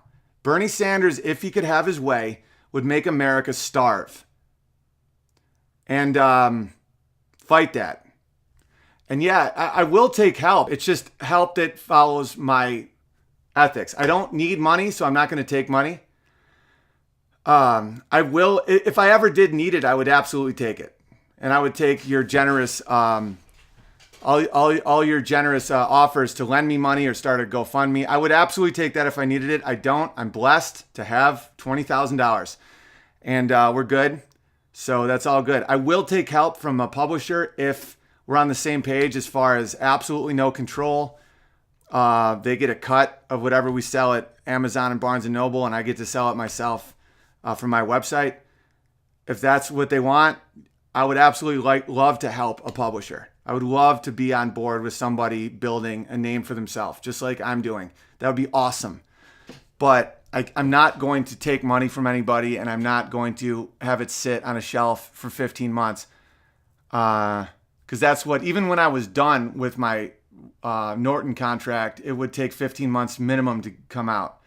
And now that I'm absolutely a public enemy of the left media, they've wanted me out of the contract for a long time. And it is for the best that this all happened. $20K hurts bad. It's a gut shot. But at the same time, it's in the end, it will always be good. You know, like me and Amy wanted to move to this other house. I don't know if you guys remember that a few months ago. And we didn't qualify for a mortgage. And it sucked because we had a good amount of cash, but for a down payment, but we couldn't get a mortgage. And it just kind of was a bummer. And then look now, imagine if we had done that. It would have sucked because we're leaving anyway. So things just fucking happen. All right, Ben. Not sure if you saw the last super chat, but it got in late in the show. My initials are BJ. Can I be BJ Bear? Welcome, BJ Bear. I also love to see you in Phoenix. I know someone that could probably rent you a venue in downtown Phoenix, privately owned. Yes, email me. Why didn't they laugh at gmail.com? Title it Phoenix Venue. Phoenix, I've gotten a lot of love from Arizona, and I would love to do downtown Phoenix. I've done The Improv in Tempe many times. I've headlined there since back in '06 was my first time. I headlined it with Jimmy Fallon. I actually headlined. Fallon opened for me because he was working on his ability to not giggle when doing stand-up. And since then, I've headlined that a bunch of times. I've headlined Live, the Phoenix Live. Is that what it's called? Awesome club. I have nothing but good things to say about those people. It's owned by great guys. I just highly doubt I will be booked there these days, given the risk-reward thing that we were talking about earlier. But and ironically, I'd pack it way harder than I ever could before. And I'm not the things that people call me, and everyone knows that. You know, I get apology fucking texts, but no one will ever say it publicly. They're like, Big Bear, it sucks what you're going through, man. I got your back. You know, I obviously can't book you right now, but I know you're a good man, and the shit, you're so funny. And I'm like, thanks. But yeah, let's get a private venue and fucking crush. Then we record it and we show it to how many people? I'll show you what it looks like. We live stream to this many people every day. This many people will then watch every episode. And when one of my videos goes big, this many people watch it all the time. Day in and day motherfucking out. And so we have people. And it looks like I'm just a dude in a shabby little room with a thing his mom made him when he was 5 hanging up. A fucking sweet flag that my wife made me with an axe and a piano hammer. Some people don't know what that hammer is. That's a piano hammer. That's the unBEARable flag. And up there, someone drew me that. Someone made me that. Haven drew me that. Someone painted me that. It's all just like you guys make all this shit. But right now, we're in a fucking stadium and people can't even see it. There's thousands of people watching this right now, and it's amazing. And it's like, and what do I do? Do I go out and shock people and scare people? And is it just like sex and violence? And no, it's a guy talking about morality and music and comedy and family. And that should give you fucking hope. Real hope. And this doesn't cost you a dime. The people who super chat me have weighed the market forces and think it's worth it for whatever reason to have me read what they say and talk to them on here. And they also want to feed the bear and support. But this will never cost you anything to listen to this or watch this, and I'll never have sponsors. Unless a friend owned a company, I'll never have sponsors. Because of your generosity, I can do this without sponsors, because sponsors, I don't trust myself. If someone was paying me enough money, I don't trust that I wouldn't subconsciously start going a little more towards what they wanted me to say. And that would undercut and it would take away from what I want to do with the show. And it's not worth it. Because I've done that successfully so many times that I know that's what happens. All right. What do we got up next? I'm real talky today, but hey, I think that's what I do for a living. Tough. Strolling on by the stream to grab some salmon, giving you some honey money. Enjoy. Dom Tough, networking bear.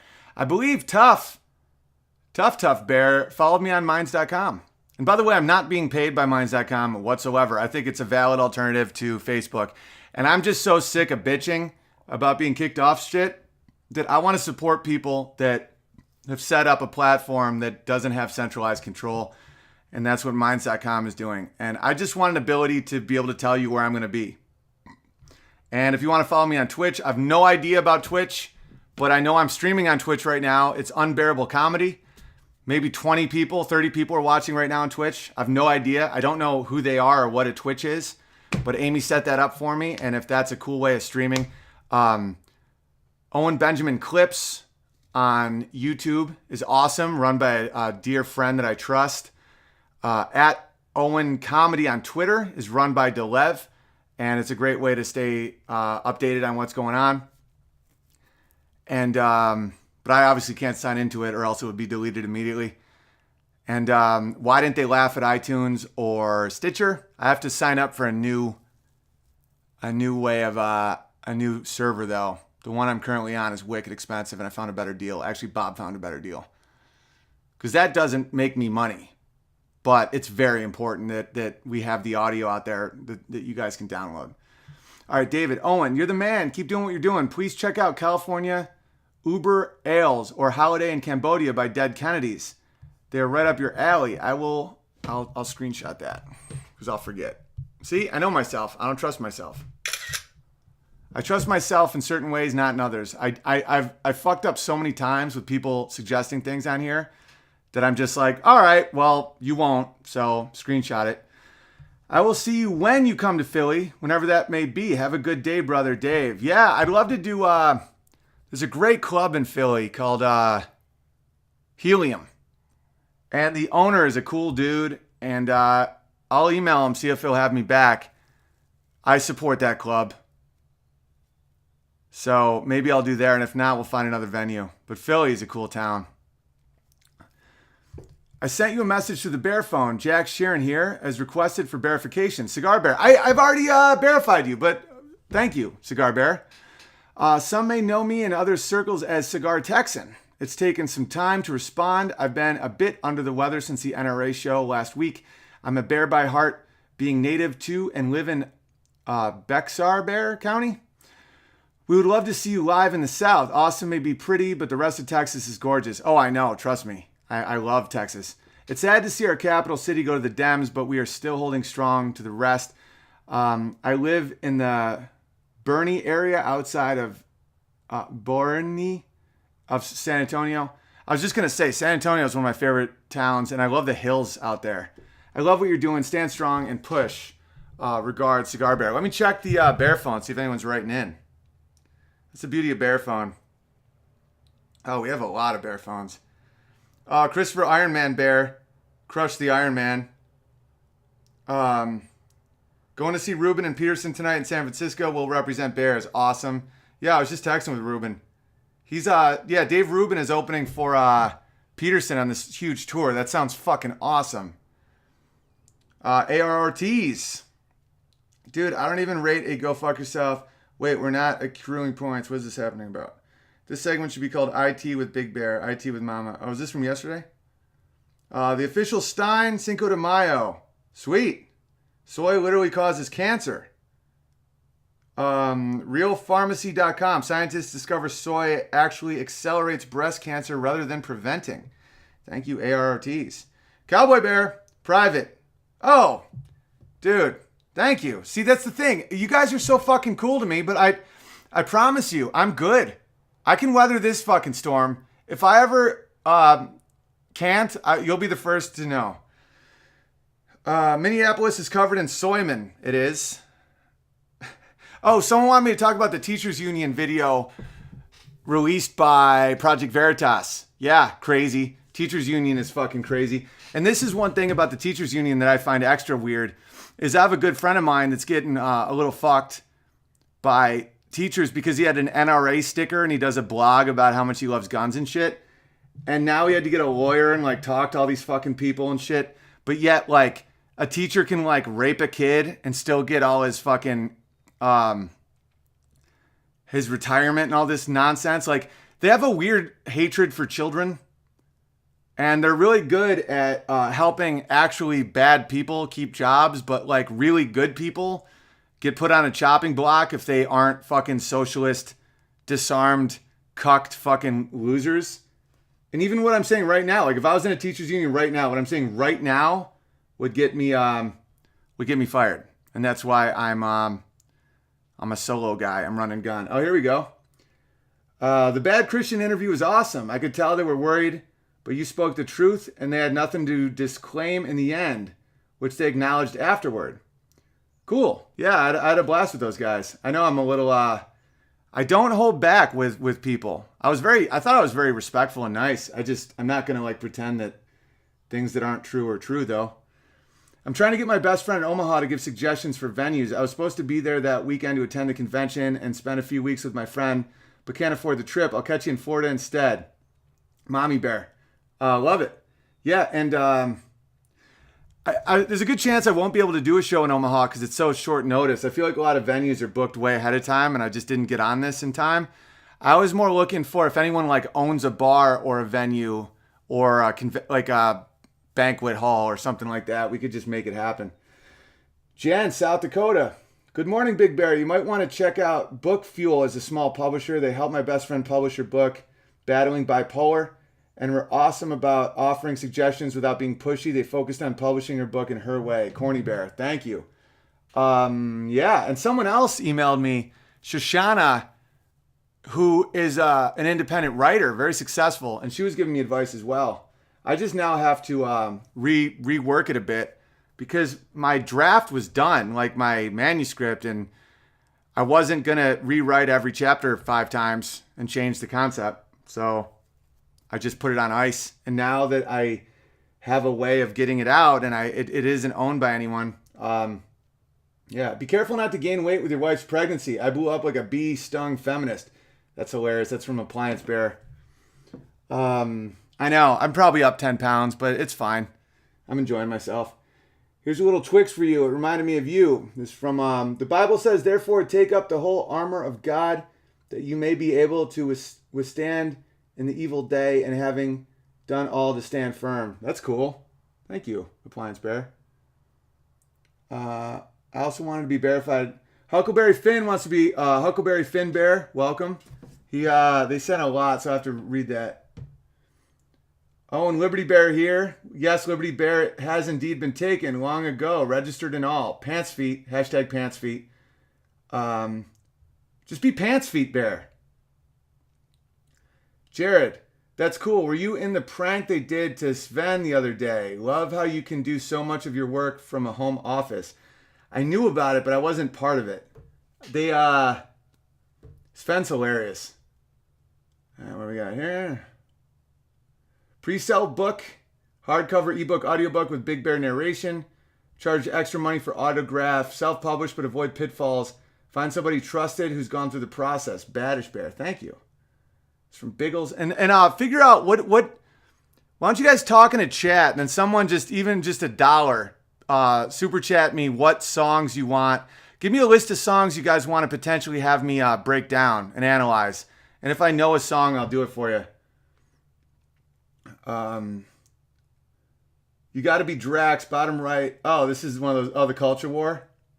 Yeah, I am Drax in that painting. It's pretty sweet. It could be like I feel like you are a cunt, but I think I need more information to be sure. No, I'm definitely a cunt. Oh, and I can help with Twitch whenever you want. I've been a moderator for big streamers for over 2 years. What is cool too is if you have other bears that stream on Twitch when you aren't streaming, you can host them so your followers can help grow their streams. Twitch is also owned by Amazon. Yeah, I have no idea what the fuck Twitch is at all. Yes. Please help. Man, texting on a phone blows. Yes. Please help. I'm retarded. That's from Biggles. Scrawny Bear. No, Minds.com is centrally controlled, but the software is available for anyone to pick up and run.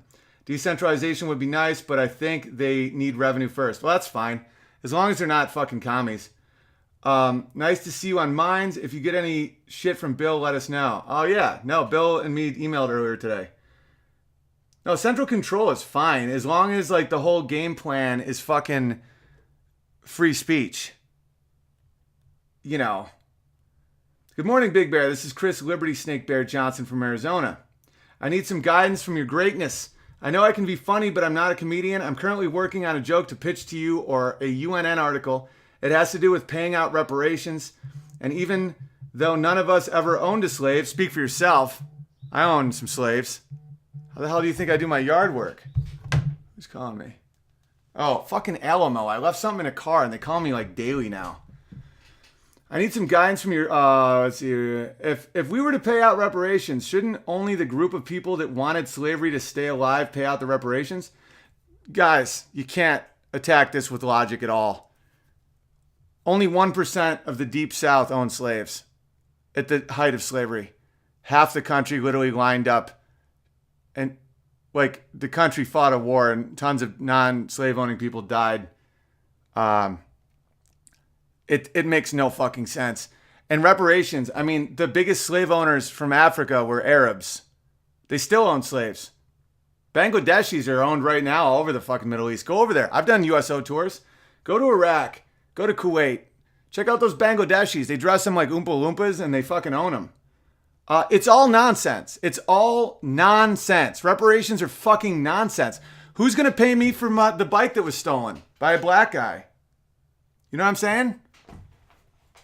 I don't think any black guy should pay me for the bike that was stolen by a black guy. Because that makes no sense. Because that black guy didn't steal the bike. Another black guy did. It's the same with fucking slavery, except even crazier. Because at least the black guy who stole my bike is still alive. And there's a culture of bike theft that no one wants to address.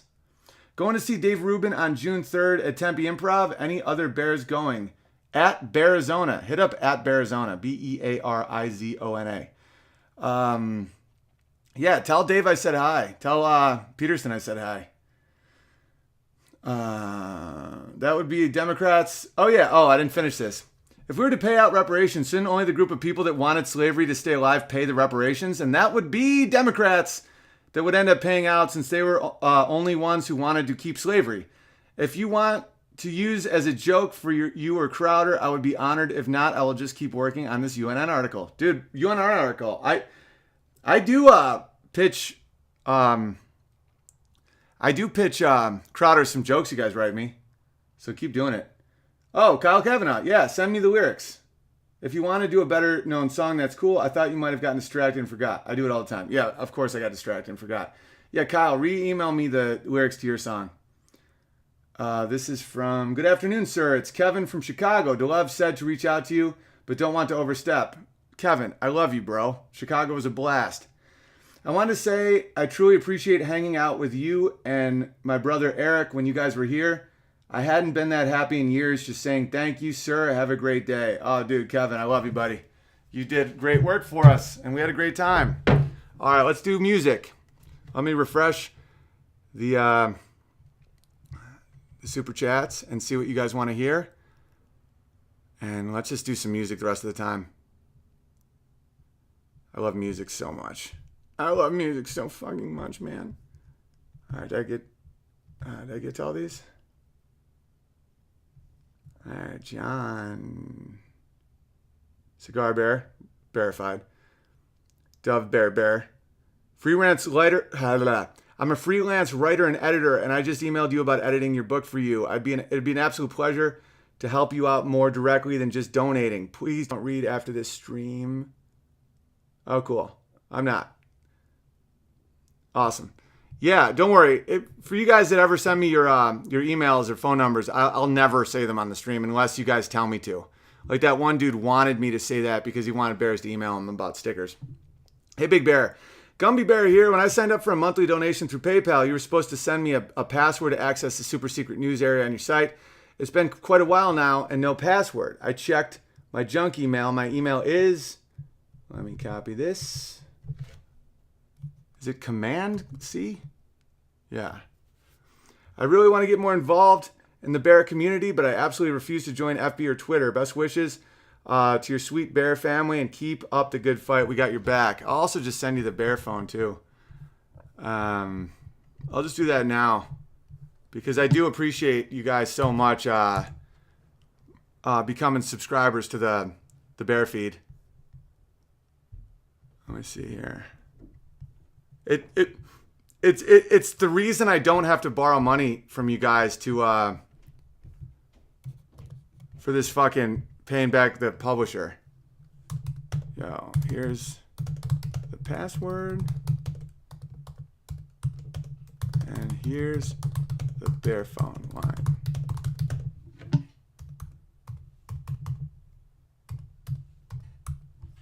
All right. Sweet. Oh, we got some good emails coming in. Oh, Frederick Fredrickson, the good fight. I love Frederick Fredrickson. Frederick is on the short list for our son's name. I'm digging Roger. There's a couple other ones.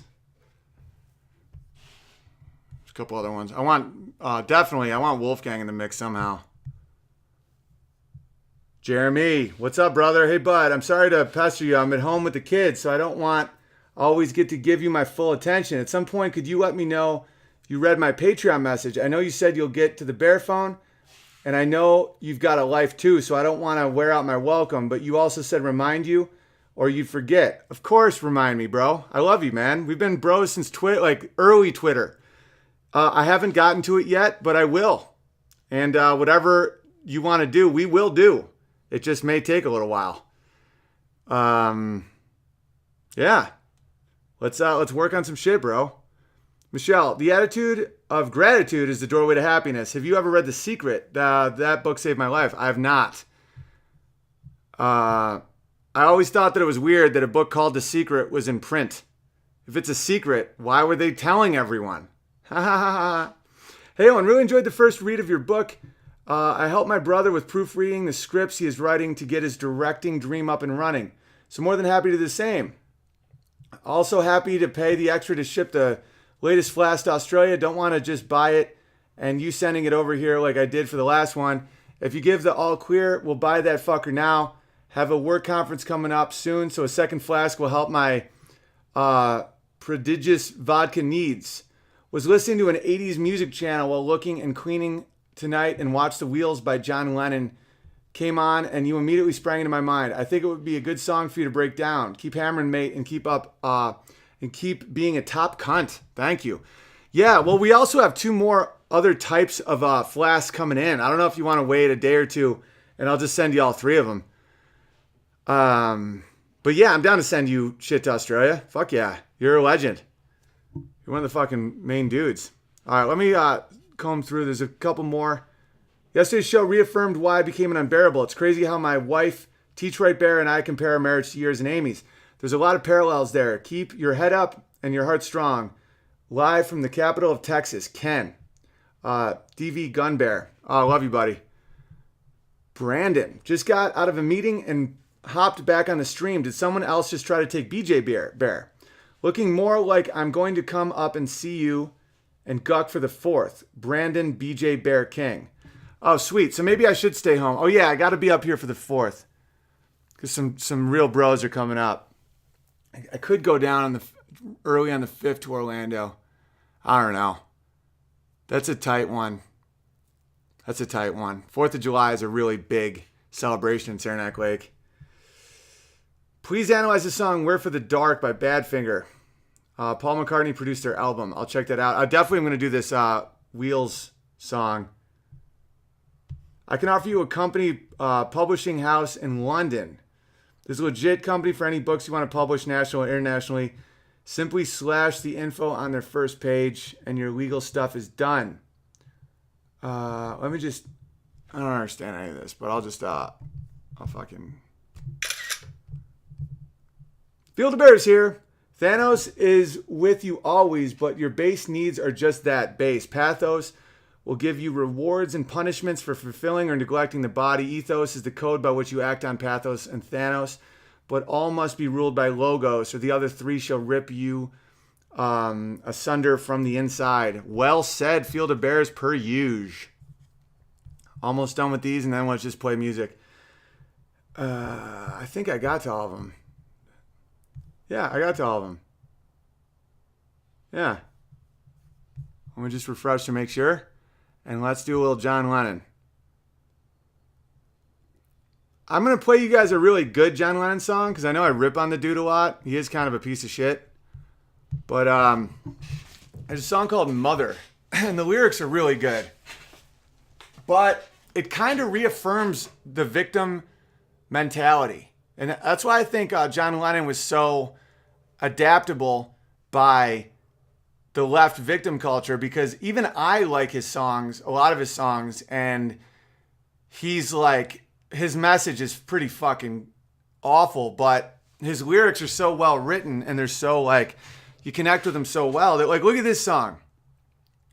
It's called Mother. It's beautiful and heart-wrenching and also reaffirms victim status. So it goes, Mother, you had me. I never had you.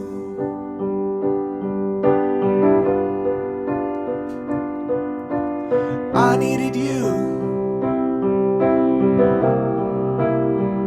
but you didn't need me.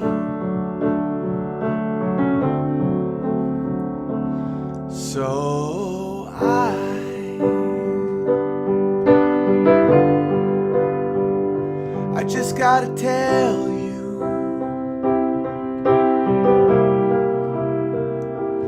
goodbye,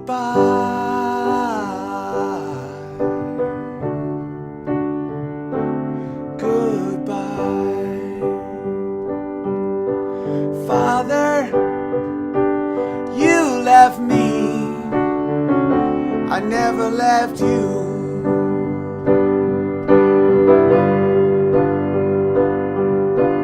I needed you so bad,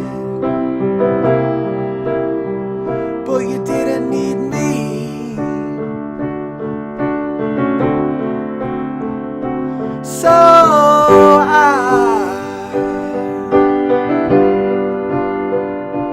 just gotta tell you,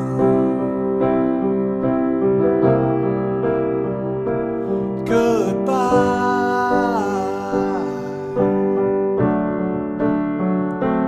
goodbye. Children, don't do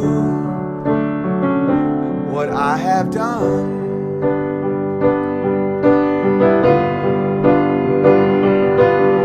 I couldn't walk,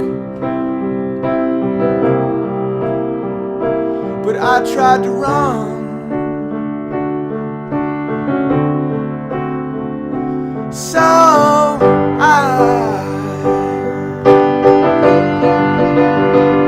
just gotta tell you,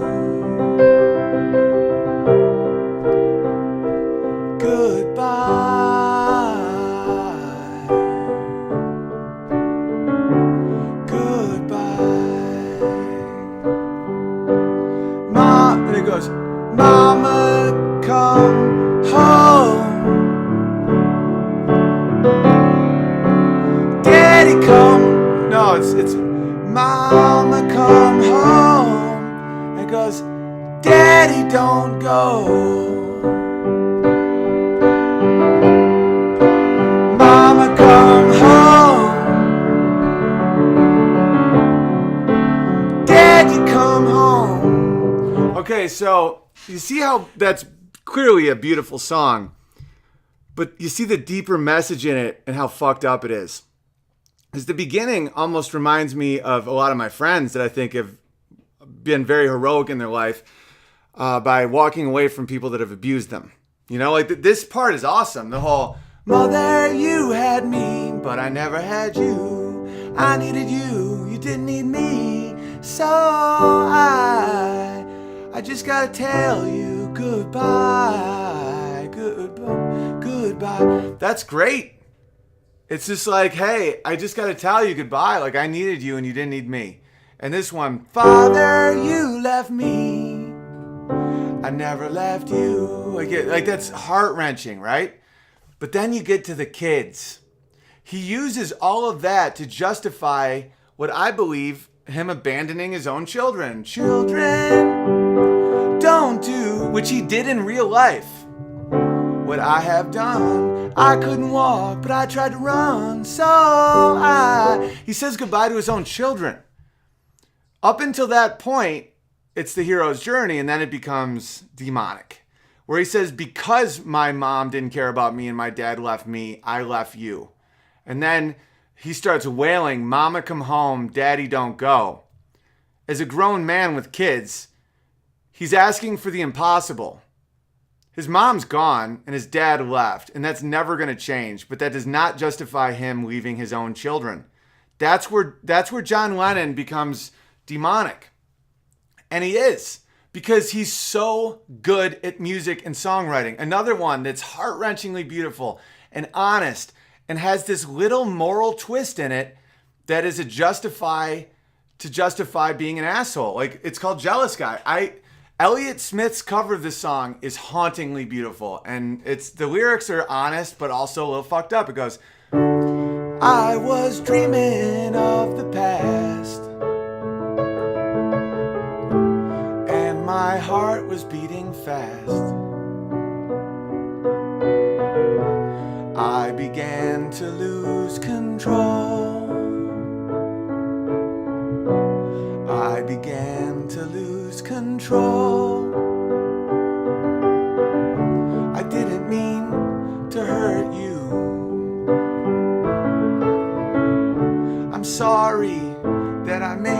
cry. I didn't want to hurt you. I'm just a jealous guy. I was feeling insecure. Hi, beautiful. You might not love me anymore. I was swallowing my pain. I was swallowing my pain. I didn't mean to hurt you. I'm sorry that I made you cry. I didn't want to hurt you. I'm just a jealous guy. Okay, that's another one of those songs that's just so visceral and beautiful and honest and a little fucked up. Because up until he says, I'm just a jealous guy, I'm on board. We've all been there where we're like, I'm sorry for hurting you and making you cry. I was feeling insecure. You might not love me anymore. I was swallowing my pain. I didn't mean to do that. But then I'm just a jealous guy is saying, look, this is just, you have to deal with this shit. And he beat his wife. Like he beat her like a lot. And it's like, that shit is haunting. Because he's not saying, I'll try harder, I'll get better, I'll work on this. He's just saying, look, this is me, and you gotta just take it. Jealousy is not something that your wife or girlfriend or boyfriend or husband should have to just put up with indefinitely. Because this is the thing, we all have jealousy, we all have envy, we all have lust and sloth and all this shit, right? It's all in us. But it's not okay. And you're never going to get to utopia. You're never going to get to perfection. You're never going to get rid of all your demons. But they're not good. And no one should have to accept them. Like, for someone to be like, hey, look, I'm just a jealous guy. That's like if somebody just comes up to me and says, hey, I don't appreciate your comedy. And I just take out a wrench and just start beating them. Just beating them. And then bloody with no more teeth. I just look at him and go, hey, I'm just a rageful guy. No. And the more people indulge in some of these emotions, the more, the bigger they get. That's one of these weird things that you don't get it out of your system. You grow it. And there's one thing, like repression is bad. Lying is bad. Lying about who you are, not acknowledging your flaws, not acknowledging what you've done. These things are all bad. Like you will then explode or you will create a dark, sinister side of you and not have control over the mold that grows in the darkness, right? But it's also not okay to just indulge in all your feelings because that's how you get them out. No, that's how you develop pathways in your brain that think it's okay. And I can be very jealous. Me and Amy don't have jealousy issues anymore. In the beginning, it was horrifying. And that took a lot of work and trust and building and not indulging in a lot of these emotions and knowing that I couldn't say to her or she couldn't say to me, hey, I'm just a jealous girl. No, that's not acceptable. Or I couldn't say, hey, I just scream in public sometimes. Deal with it. Now, I have said I'm an artist. Deal with like my passion. Deal with my inability sometimes to stay focused on things that I don't find important. Deal with the fact that I can be frustrated and I can yell at inanimate objects or I can stuff like that. But she's never had to just accept rage against her or jealousy against her, or because if I've had those moments, I then think, how do I not have these moments? Like that's a human being. And even in John Lennon's song, he said, I didn't mean to hurt you. So that means she didn't deserve it. It's one thing if you come home and your chick is with another man and you beat the shit out of everything with a pulse, right? Listen, that's one thing. And I still think that that's it's just way more understandable. But if you're just a fucking insecure, jealous soy boy like John Lennon, and you know she didn't deserve it, like I was dreaming of the past and my heart was beating fast. What? Because she fucked dudes before you, like that. You can't hold that over her. And it's like John Lennon routinely justifies his horrific behavior. And then you see Imagine, which is his biggest song. And if you want to see me do this stuff live, check out my YouTube. I break down Imagine live. But this shit is demonic. You know, Imagine there's no heaven. My joke is I'm responding to him from the audience. And I'm like, then where the hell's my grandma? It's easy if you try. No hell below us. Then where do bad people go? Above us, only sky. Yeah, tell that to the moon, pal. Imagine all the people. I can't picture that many people sharing all the world. That's great, John Lennon. You're worth $1 billion and you live in a $30 million apartment and you wrote this on a big white grand piano. Give us some of that shit, because I'm broke. Oh wait, you don't mean any of this. You just want more shit. You may say I'm a dreamer. No, my dad calls you guys commies. But I'm not the only one. What the fuck? I hope someday you will join us. You come on my property, I'll shoot you with my AR-15 that's still legal. And the world will live as one. The world can never live as one. That's the delusions of narcissism. We're a bunch of individuals.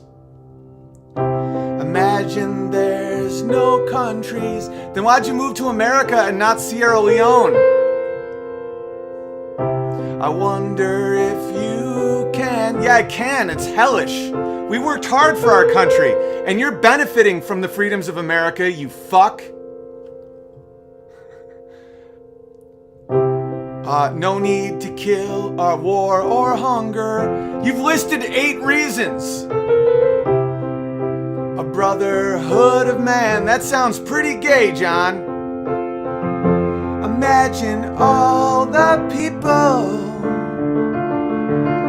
living for today. Oh, I should live for today and just do what my instincts tell me? Sweet.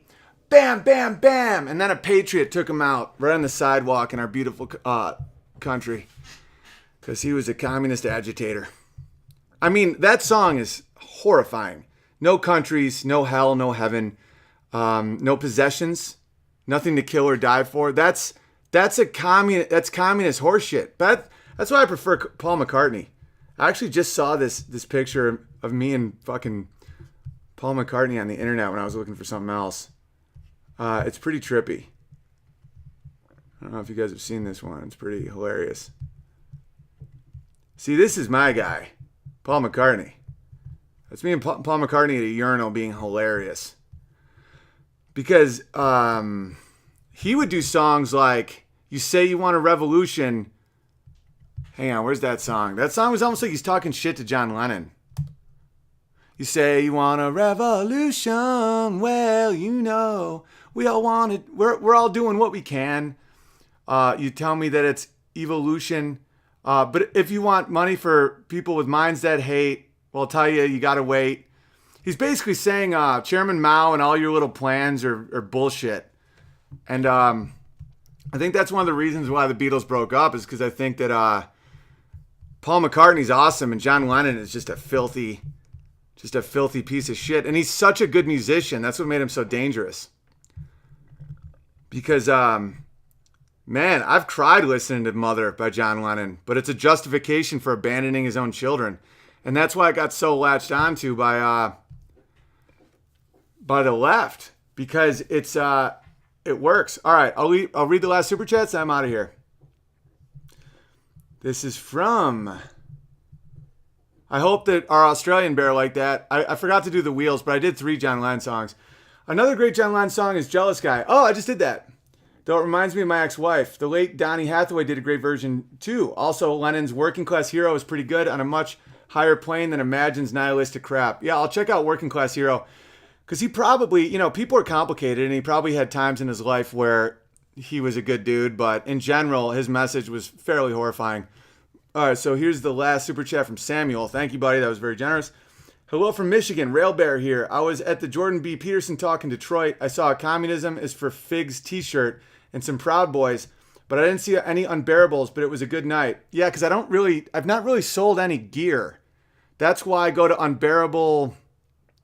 I plugged it earlier. Where is it? Here.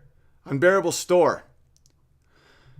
But those are coolest bear in the woods, coolest bear in the forest hoodies. But yeah, I haven't really sold many t-shirts or hoodies. I did a short run, but it was pretty hard on me and AIM to do the sizes and all that shit. So I'm more of a mug flask guy. But again, my runs are very short. So hopefully that changes and we start selling some gear so the bears can represent.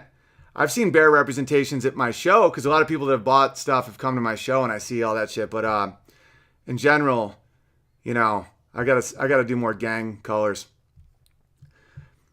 But it was a good night. P.S. I was wondering what the password is for the blog post. All right, I'll email you right now. Oh, shit. I just did something weird. There we go.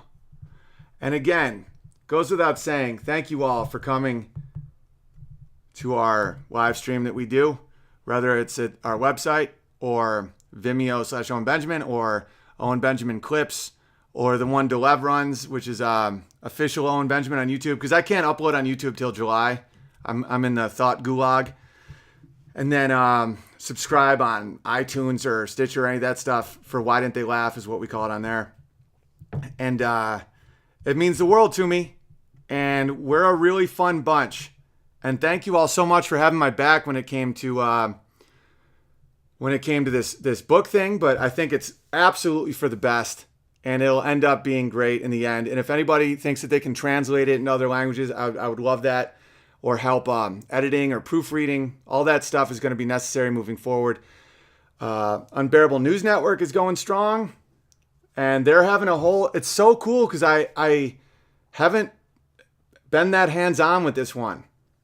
Because I made all the It's Time videos from start to finish. Only me, music, editing, all of it, right? You guys obviously contributed, but it feels amazing to be able to have a team behind me now that can just get shit done that I trust. And so check out unBEARablenewsnetwork.com or unBEARablenewsnetwork@gmail if you want to send in some stuff. If you want to support the show on a monthly basis, hugepianist.com/subscribe or patreon.com/WDTL. If Patreon goes dark, which they have threatened me in the past, just migrate over here.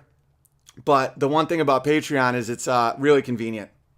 And I can just upload from my phone and pictures and stuff conveniently. But they've made some pretty heavy threats against the bear. And but just know that if that goes down, you can subscribe here. And the $20 or more gets access to the bear phone. But I will be limiting that soon because there's a decent amount of peeps on the bear phone. And I really want to be able to have a relationship with you guys on there.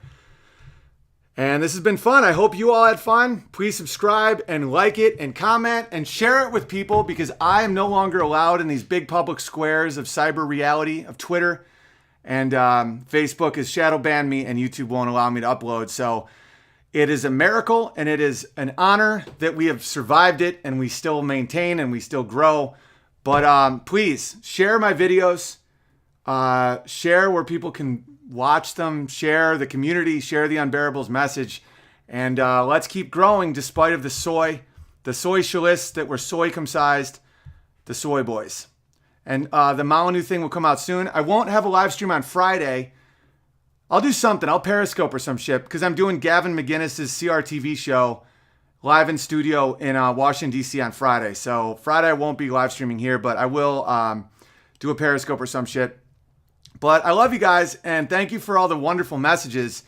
As you guys could see, really cool stuff being thought by the youth of America, as well as the people in my age group or older that are trying to keep the flag held high and our way of life strong. And I truly, truly, from the bottom of my heart, appreciate every single one of you for hanging out.